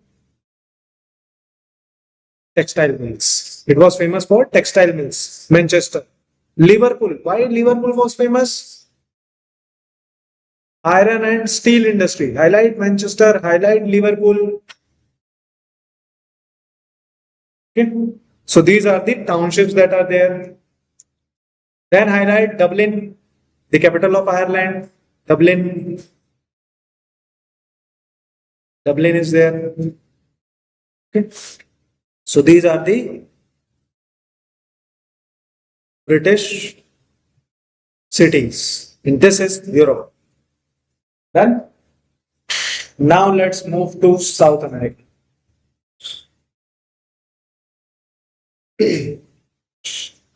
South America.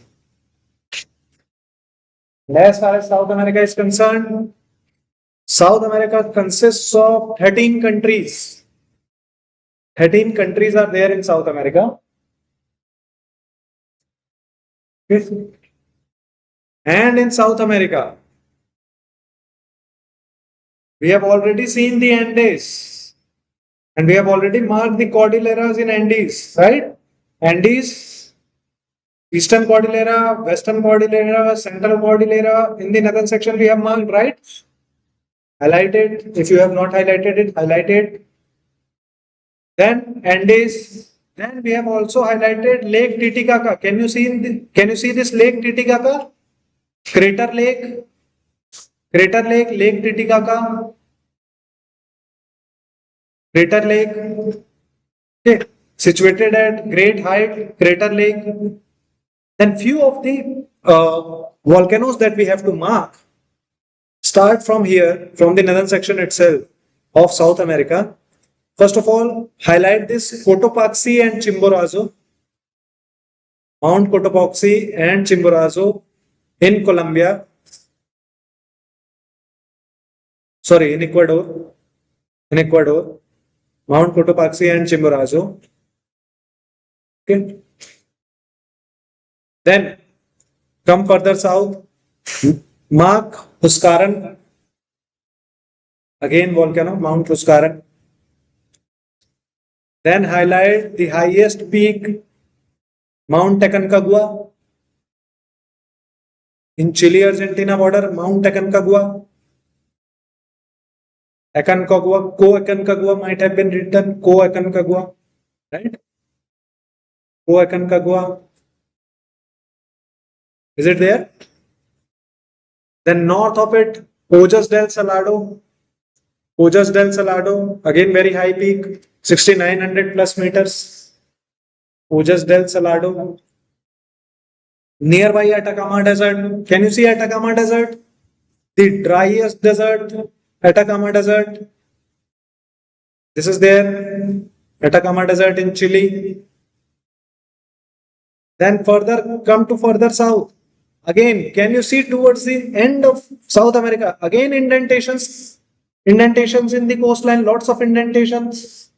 Again, why it was there indentations? Because of the plucking action of ice, right? That's why indentation. And here you can see Magellan Strait in the southernmost section. Okay, named after Ferdinand Magellan. And can you see this place, Tierra del Fuego? South of Magellan Strait. Tierra del Fuego. This is the southernmost habitable place where habitation is there. Southernmost. After this, there is Antarctica. Okay. So this is the southernmost. Tierra del Fuego. Then further, one very important pass in Andes near Mount Aconcagua is Uspallata Pass.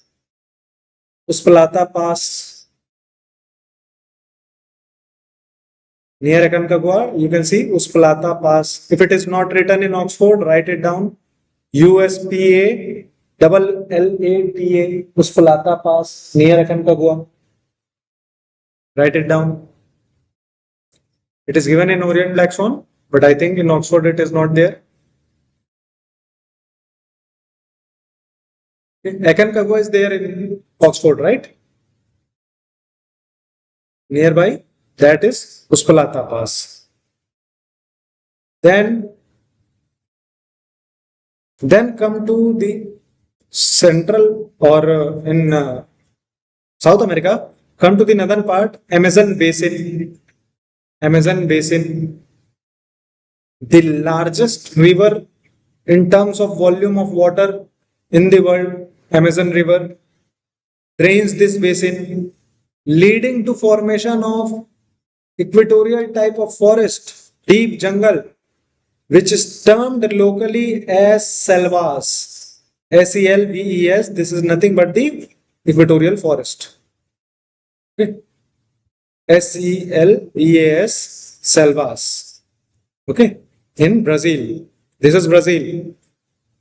Okay, then here can you see Llanos in Cambodia and Venezuela? Can you see Llanos?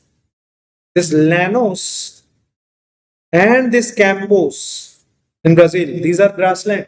Llanos and Campos. Both Llanos and Campos. Then further come southward. Can you see Pampas in the southern section? Pampas. This is grassland of Argentina. Steppe type of grassland in Argentina. Pampas. Right here itself, grassland. Pampas is a grassland. Llanos and Campos are also grassland. Then further south, can you see this Patagonia? Patagonia is a right here cold desert. This is cold desert.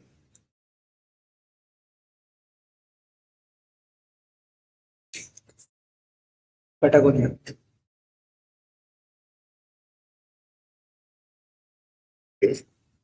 Okay. Then so this is the major things that you should know. Then come to South America's political map. And let us start with the latest news that has happened in Venezuela. And Venezuela is in news since the start of 2026 because of multiple reasons. In 2025 also it was in news. In 2025 it was in news because the last glacier of South America melted, which was in Venezuela. First thing.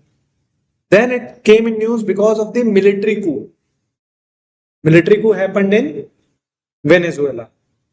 Okay, Maduro was the president of Venezuela, who was basically arrested by USA and then taken to Florida. So that happened. Last year's Nobel Peace Prize went to the lady opposition leader from Venezuela. Okay, so it was in news again, and yesterday it was in news because of the earthquake. So highlight its capital, Venezuela. Now you understand why it becomes important, Venezuela? Caracas. Caracas is the capital of Venezuela. Caracas is the capital of Venezuela. And can you see this Lake Maracaibo in Venezuela? Lake Maracaibo. In the western side, Lake Maracaibo. This lake is very, very famous for one unique feature. Highest amount of lightning events, lightning and thunderstorm happens in Lake Maracaibo every year, continuous. Okay, because of its typical geography, it happens. So highlight Lake Maracaibo as well, very, very important lake. And Venezuela is very, very significant in terms of production of oil. So economically also it is very important. That's why Trump is interested. Okay, because of the oil. So this is Venezuela. Then highlight these three small countries in which Guyana was British colony, Suriname was Spanish colony, and French Guiana was French colony. Highlight all the three, Guyana, Suriname, and French Guiana, and write and highlight its capital, Cayenne, Paramaribo, and Georgetown.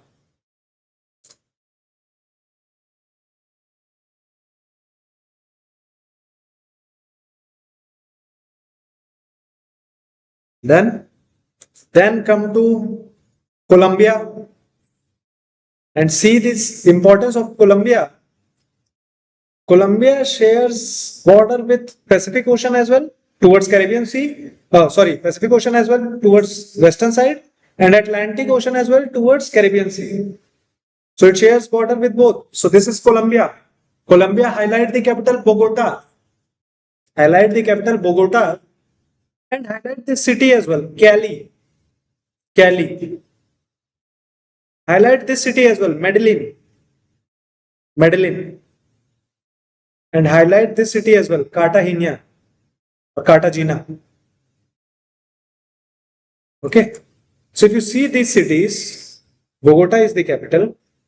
Cali, Medellin, Cartagena, these were cartels, drug lords. Have you heard of Pablo Escobar? He was from Medellin cartel. Okay. So this was the scenario. But why Cali was in news in 2025?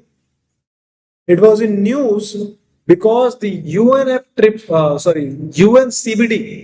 that is United Nations Convention on Biological Diversity's Conference of Parties 16 happened in Cali. UNCBD COP 16 happened in Cali. And the reason was because of its huge biodiversity. They chose this venue because of its huge biodiversity. Last year, UNFCCC Conference of Parties happened in Belém. Where is Belém? Somewhere. Can you see Belém?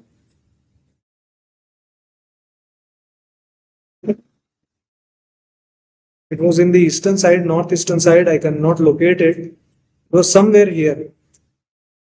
Yeah, here in the northeastern side. This Belém. Highlight this Belém as well. Belém in Brazil.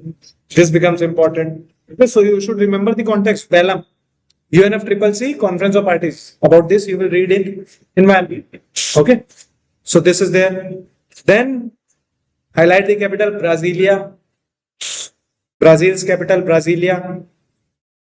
Then highlight another important city, Rio de Janeiro. Rio de Janeiro. And Rio de Janeiro is famous for one statue, Christ the Redeemer. Right? Christ the Redeemer. So this is Rio de Janeiro. Then come to Uruguay. Uruguay and its capital Montevideo. Highlight Uruguay and its capital Montevideo. Then in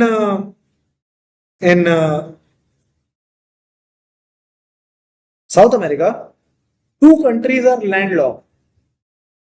One is Bolivia, another is Paraguay. These two countries are landlocked. Only two countries. So highlight La Paz, the capital of Bolivia, and Paraguay's capital Ascension. And about Bolivia as well, when you will see the history of this South America, then Simon Bolivar was considered as the person who liberated South America from the colonial powers. Although he himself was Spanish, but he liberated South America. He was born in South America and he liberated South America. That's why lots of places you will see dedicated to his name. Bolivia also was dedicated to Simon Bolivar. Okay. So Bolivia, this is the story of Bolivia. Then Argentina and the capital of Argentina, Buenos Aires. Buenos Aires, the capital of Argentina. Right? We have seen Patagonia, we have seen Pampas, we have seen Messi. Right? And we have seen the victory of 2022 World Cup of Argentina. And when that victory was actually important for Argentina. Why?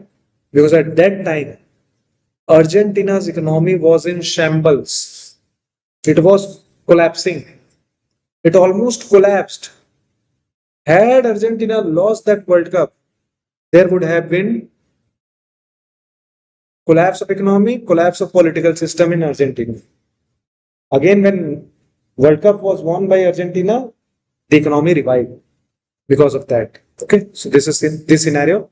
Then highlight the capital of Chile, Santiago. The capital of Chile, Santiago. Santiago. Then highlight the capital of Peru, Lima. Lima. And also highlight the highest capital in Ecuador, Quito. Quito is the highest capital of Ecuador. Ecuador. Okay. So this is there as far as South America is concerned. So this is overall South America. You should remember the major river that is there, Amazon. Apart from that, several smaller rivers, comparatively smaller rivers are there. For example, Rio Grande is there, Uruguay River is there, Paraguay River is there, so that you can see. But they have not asked in the examination, so that's why we are not covering it. Okay. Now come to Central America part.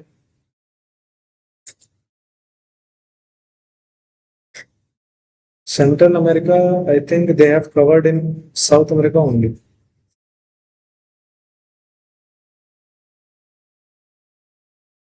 Let's see North America. I think it might be there in North America.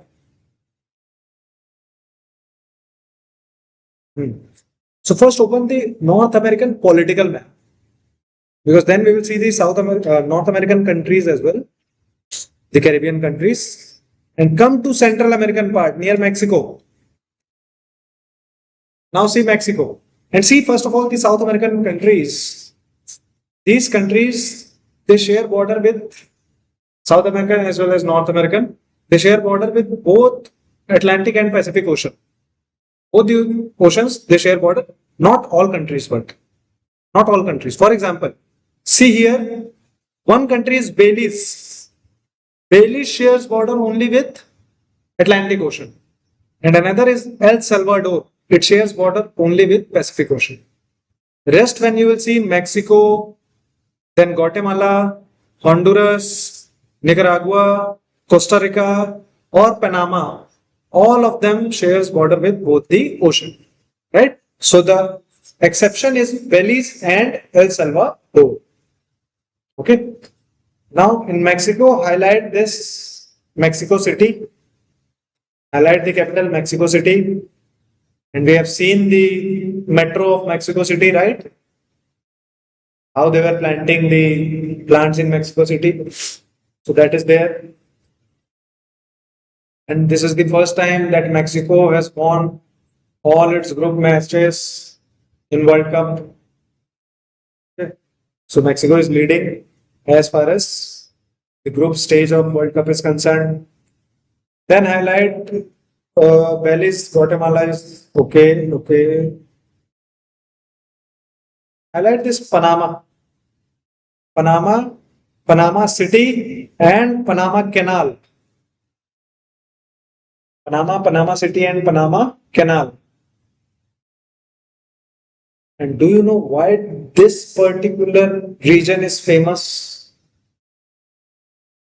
If you have to link it to migration, have you heard of donkey route? Have you heard of donkey? What is donkey? The person, the people, those who want to enter USA illegally, they use this donkey route. Now, how this donkey route works? And it is a very big economy, that is very big illegal economy that is working.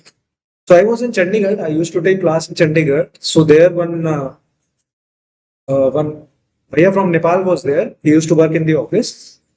So he told me the story that how some of his family members have opted for the donkey route. They visited USA by spending 50 to 60 Nepalese lakhs. In India, the rate might go up to 1 crore. Okay, 1 crore you need to spend to visit USA illegally to settle there basically. Okay, so how they follow this donkey route? Let's suppose one person from Nepal is there.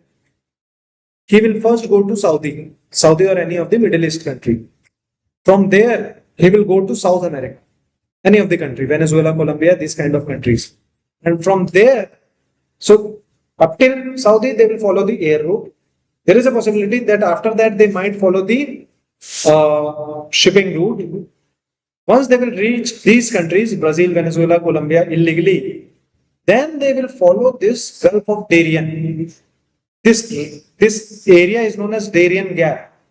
And here starts the treacherous route till Mexico. Why? Because this region has deep jungles, deep forests.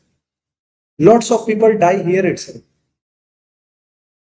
Okay, because of the atrocious condition that is there, because of the environment that is there. Okay.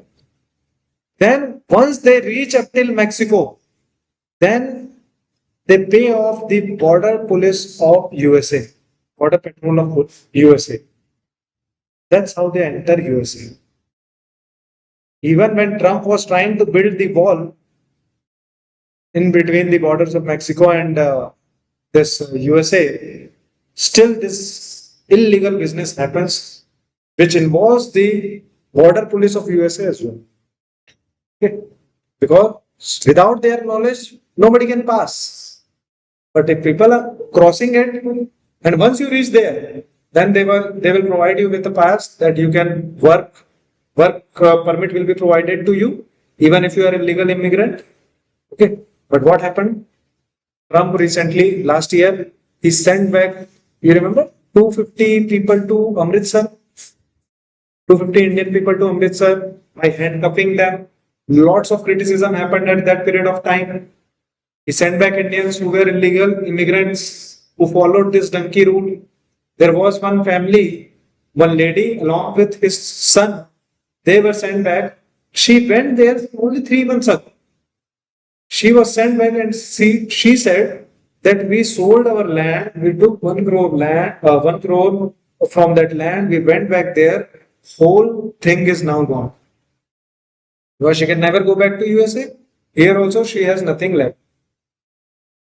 Such things are involved when you see this movie. Okay. But if you see one thing from trade perspective, we have talked about two places. Remember Malacca Strait, Strait of Malacca, near Indonesia, Singapore, Malaysia, then Suez Canal, another busiest route. The third one is Panama Canal. These are the three busiest route in the trade route in the world. Because imagine, had there been no Panama Canal, and then if you had to ship something from, let's say, San Francisco to Washington, then what was needed? Whole of circumnavigation to South America and then come back to San Francisco.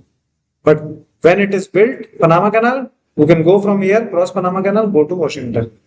Bulk goods can be traded because of Panama Canal. Okay, so this was built, Panama Canal was built.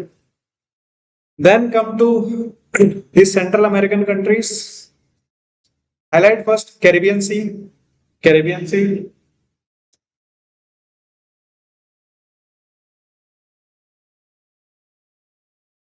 Then highlight Cuba. Cuba. Havana. The capital of Cuba, Havana. Jamaica, Kingston. We have talked about Kingston, right? Jamaica. International Seabed Authority. Do you remember International Seabed Authority? Its role that is important for the mining of or deep sea mining. It provides license for deep sea mining. You remember? The headquarters of International Seabed Authority is situated in Kingston, Jamaica. Okay, so that's how it becomes important. Kingston. Then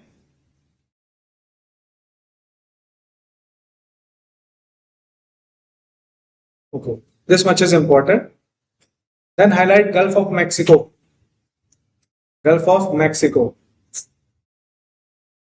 And Trump, when he came to power for the second time, he renamed this Gulf of Mexico as Gulf of America. Although officially it is still followed as Gulf of Mexico only. But Trump used to, let me show you the images of Trump. This was very funny image from at least international relation point of view. What he used to do was, in any of the conference, he used to sit with the poster behind him.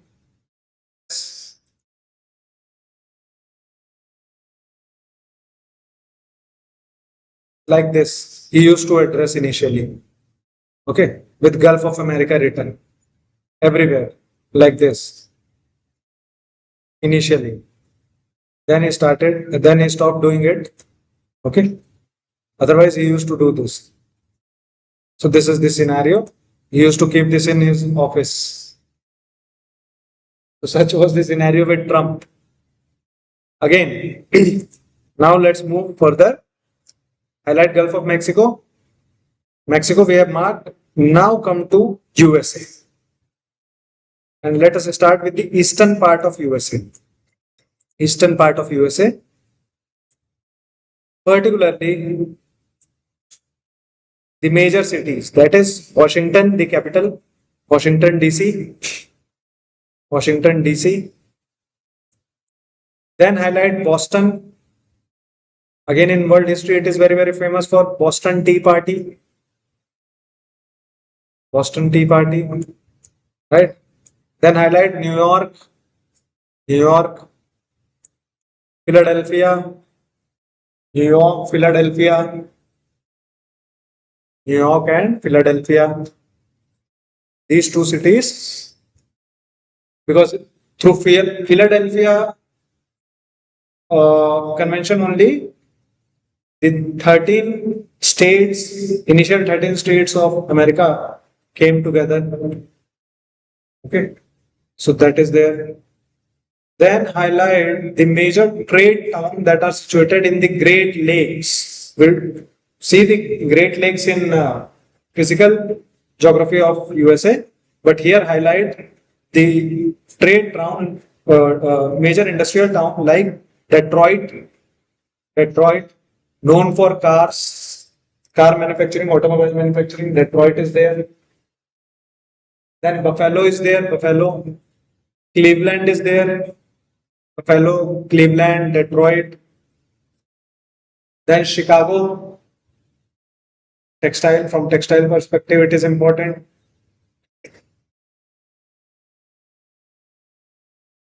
Okay. Then come to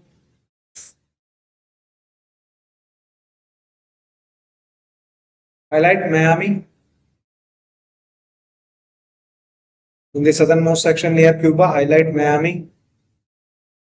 Miami. Then highlight Houston. Houston.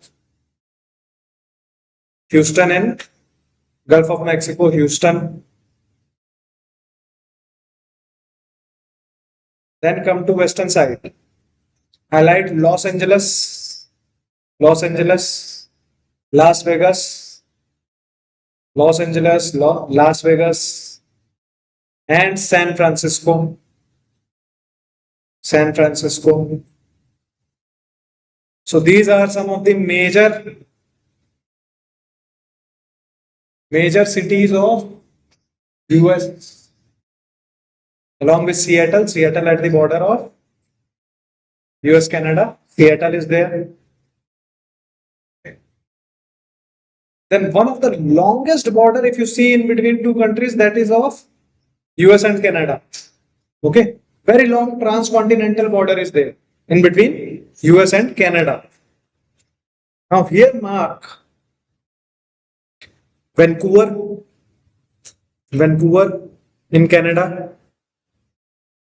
Vancouver. Then come towards eastern side, major cities that are there in Canada.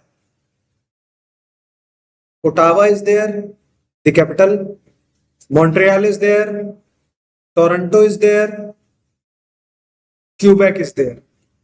These are the major cities of Canada. Toronto, Ottawa, Montreal, and Quebec. Okay. So this is there. Can you see in Canada this Newfoundland island? Newfoundland. In the eastern side of Canada-US border, Newfoundland. And in which context we have seen Newfoundland in oceanography? Remember Newfoundland? Major fishing ground of the world. Near Newfoundland, Gulf Stream and Labrador Current used to meet. Right? So this is the Labrador Sea, from where Labrador Current is flowing, the cold current. Okay. So this is there, Labrador Sea. Then further highlight Baffin Island, and Hudson Bay, and Baffin Bay in the northern section. Baffin Bay, Baffin Island, Hudson Bay. Major regions as far as Canada is concerned, but they remain ice covered majority of the time. Then come to this Alaskan part of USA. Alaska. You know, this was territory of Russia. And Russia gave it to USA. And later on, USA found out oil in Alaska. So it was a huge loss to Russia. Okay. So this USA, if you see Alaska, this is the Alaska territory of USA.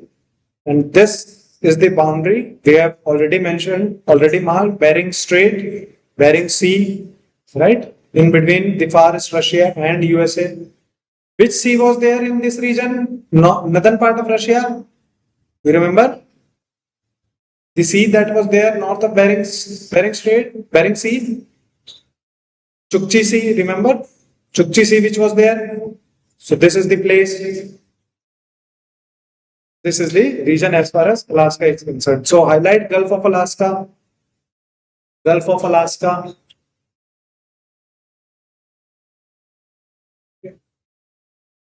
And also highlight this Gulf of California near Mexico, Gulf of California. Gulf of California. Okay. Now come to the physical map of USA. Physical map of North America, not USA, North America.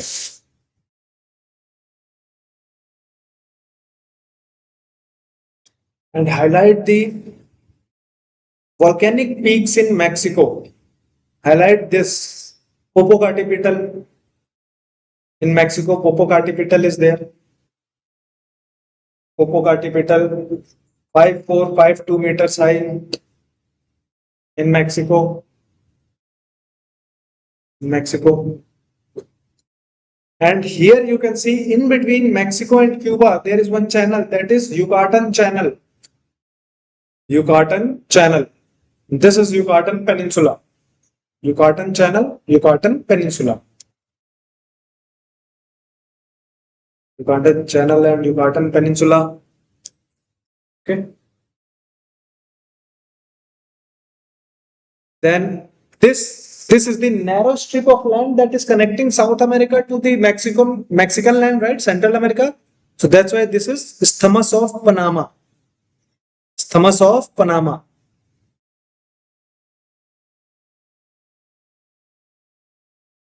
Isthmus of Panama. Isthmus of Panama is there. Then if you see Mexico, we have already seen. Gulf of California, Lower California, we have marked. Then come to the western section of USA or USA and Canada. Can you see this Rocky Mountains? Rockies. In the western section, Rockies is there. Again, Fold Mountain, Rockies. And which wind blows from Rockies to prairies? We have talked about one local wind which flows from Rockies to prairies and is considered as snow eater. Chinook. Remember Chinook helicopter we brought from USA? So that is Chinook. And this Great Plains is nothing but the prairies region. This is prairies region. Okay. In both the US and Canada area. Then nearby Rockies, if you see the highest peak of USA, the highest peak of USA is actually in Alaska. Mount McKinley. Highest peak of USA. Mount McKinley. Highlight this Mount McKinley in Alaska. It is also known as Denali. Denali. Denali. Okay. So this is there. Then come to further nearby Rockies only. Highlight this Death Valley region. Death Valley. Death Valley, Colorado Plateau. Death Valley towards the western side near Las Vegas. Death Valley is there. In this region only you will be able to find the deserts, right? This is dry region, very, very dry region, Death Valley.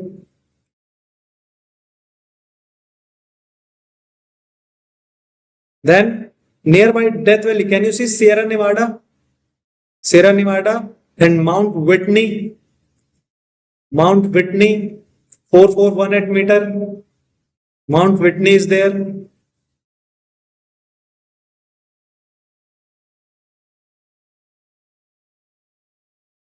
Then come towards this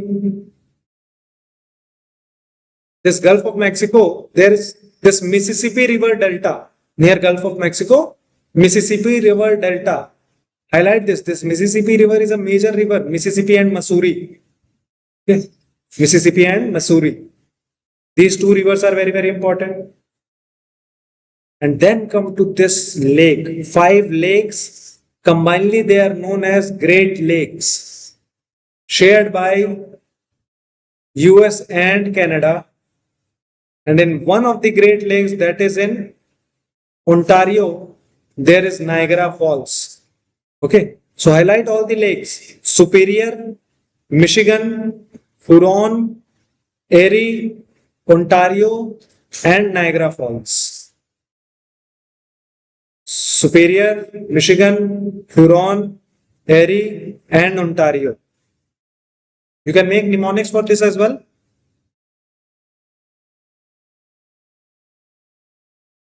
Homes, Huron, Ontario, Michigan, Erie, Superior. Okay, homes. There itself, write down the mnemonics homes such that you will be remember the name, the initials of the 5 lakes. Okay, homes. Then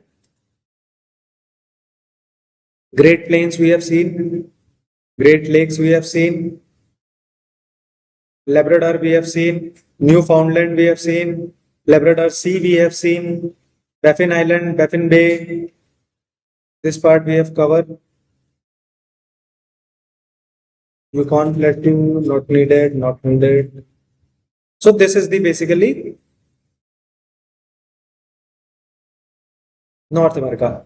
In the northern section, here north of Alaska and Canada, also highlight this sea, Beaufort Sea, Beaufort Sea, Beaufort Sea.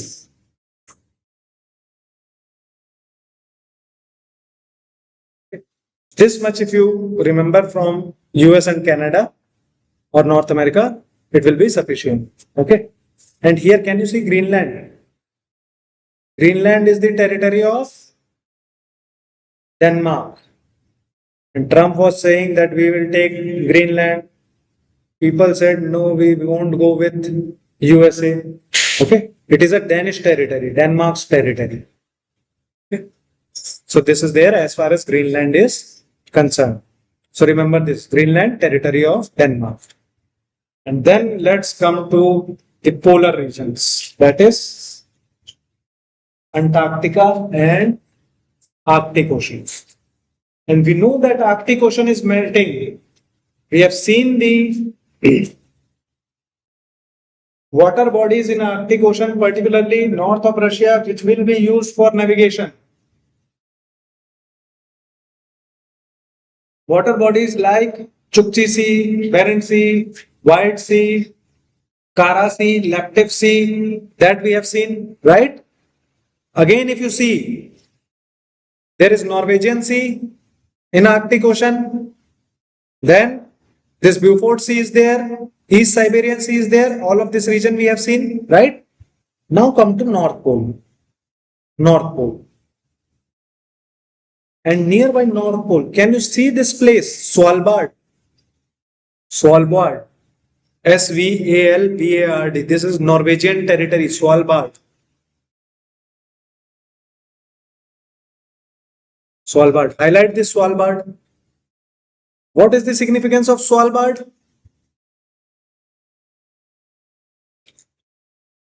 In Svalbard, the Doomsday Vault is there. Doomsday Vault. Basically, it is a seed vault. Seed vault. So since this is a very cold place, so what all countries have done is they have kept the specimens of several seeds in this seed vault, such that when whole world will collapse and let's say new generation will come, they should have access to the seeds of the old time period. That's why they have kept this seed vault, which is also known as Doomsday Vault. That is, when whole world will collapse, we will have the specimens of the old species. Similar seed vault have been created in India as well. In Hanle in Ladakh. In Hanle, Hanle, Hanle in Ladakh. Okay. So these seed vaults are basically built in cold regions. Why? Such that they can be kept at, because there they will be preserved, right? Because of very low temperature. So this is their seed vault. There itself you can write, or in notes you can write seed vault in Svalbard, Norway. Svalbard, Norway. Okay. This is there. So this is the Arctic Ocean. Then let's see the Antarctic Ocean. And remember one thing, Arctic Ocean is melting because of one phenomenon named as Arctic amplification. That is, the temperature of the Arctic Ocean is rising. So we call it Arctic amplification. The warmer water from the Atlantic Ocean is going towards the Arctic Ocean, which is leading to the melting of the water. That is Arctic amplification. Then see the Antarctica region.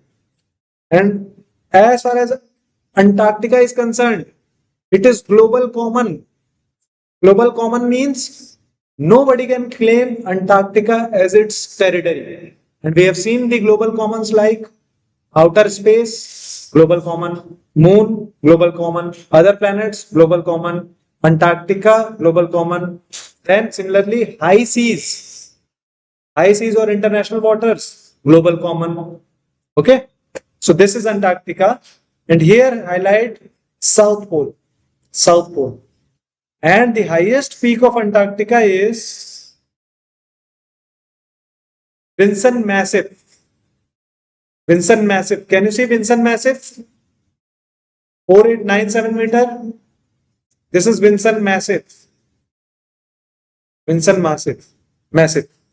So what is the difference between Arctic Ocean and Antarctica?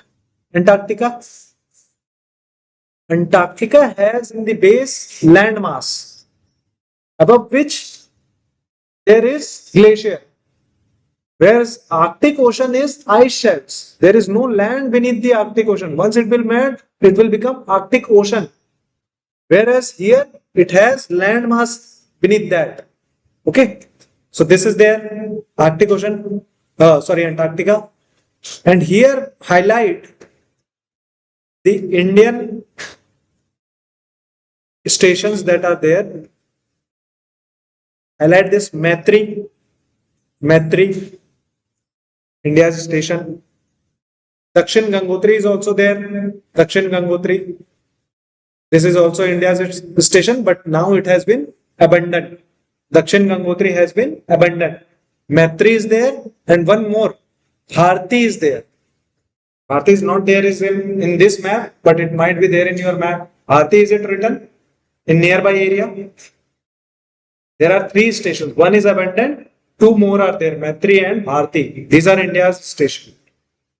Similarly, other countries also have their stations. For example, Japanese station is there in Sowa. Then Russian station is there. Austrian station is there. Okay. So why they have these kind of stations? Basically for research purposes. So either from tourism perspective or from research perspective, you can go to Antarctica. You cannot purchase land. You cannot claim the territory as far as Antarctica is concerned. Okay. This is there. Antarctica.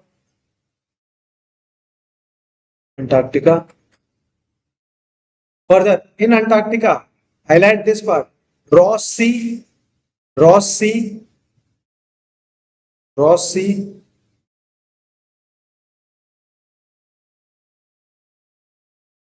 Then highlight Weddell Sea. In the northern part, Weddell Sea. So entry towards Antarctica from this side is comparatively easier. From this side, if you go, it is comparatively tough because of height.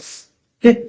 So from northern side, you can come to Antarctica. That's why most of these stations are situated in northern Weddell Sea region. Okay. As far as Antarctica is concerned. And can you see one name, Amundsen?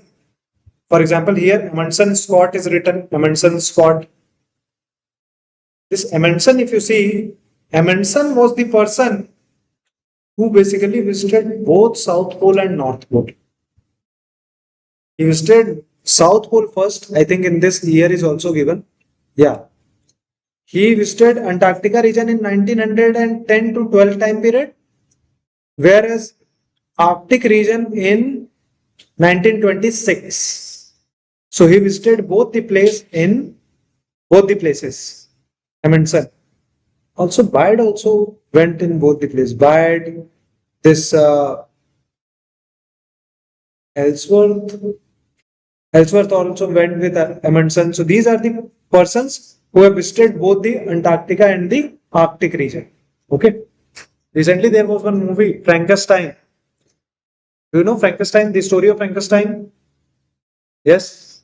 How many of you know the story of Frankenstein? We talk about Frankenstein monster. Frankenstein is a fictional story. We call AI as Frankenstein. Okay. So Frankenstein is a story in which one scientist develops this Frankenstein monster by basically combination of both machine and uh, human intelligence, and then he is not able to control it. Okay, that is considered as Frankenstein monster. So in Frankenstein movie, the this part that has come, they basically talk about this as expedition, Frankenstein.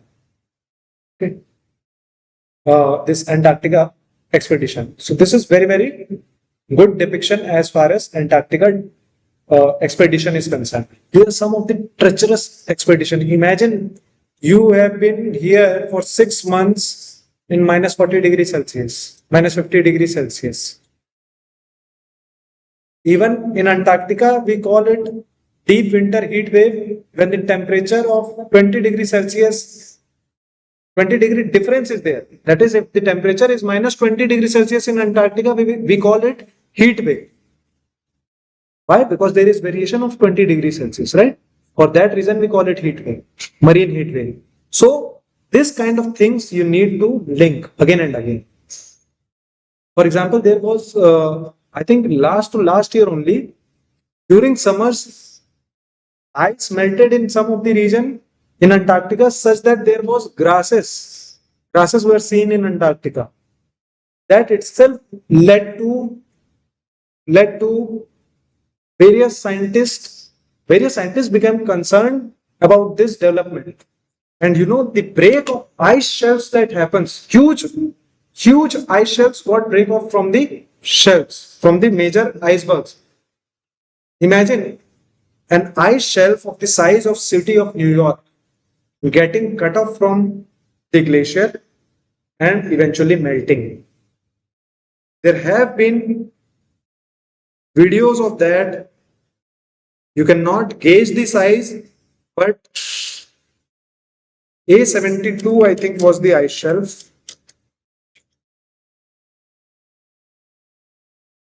A70 or A72 was the name.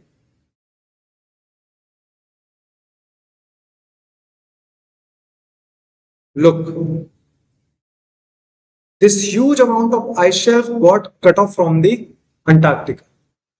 And why it is happening? Because of global warming.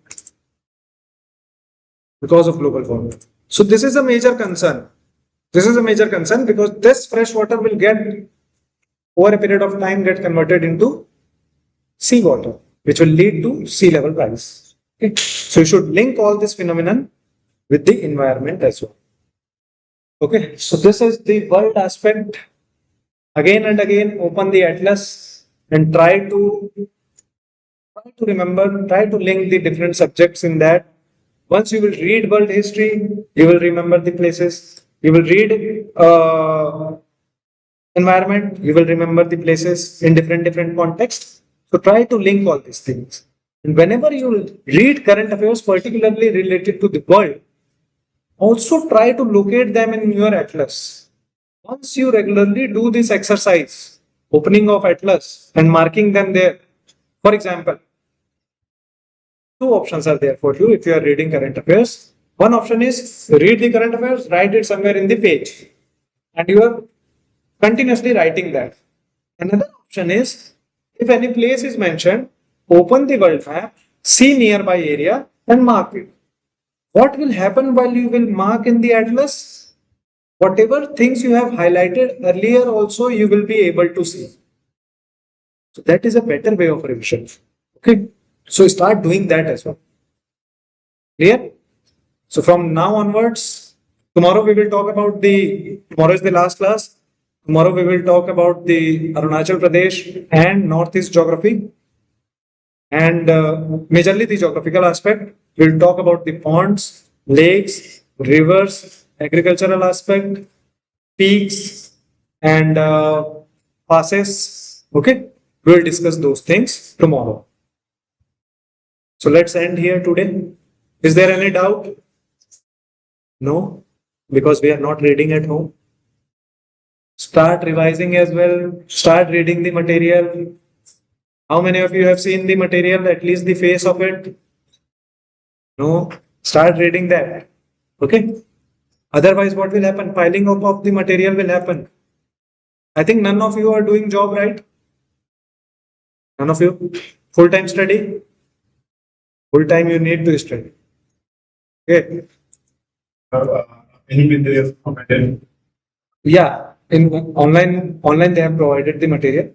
Okay. You can ask Dinyai related to material. Okay. I think it has been shared. It was shared in the group or what? In the group, right? So it was shared in the group. You can ask Dinyai related to them. So start reading that material, start solving the YQs, start writing mains answer writing as well.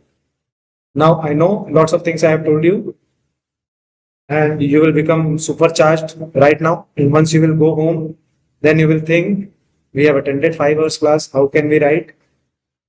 But practice is important. Okay. So let's end here today.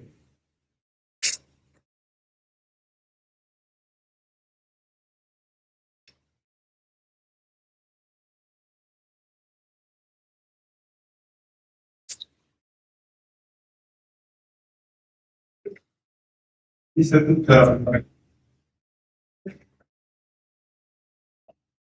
They have so second Akash and in quality class will be like there first. So,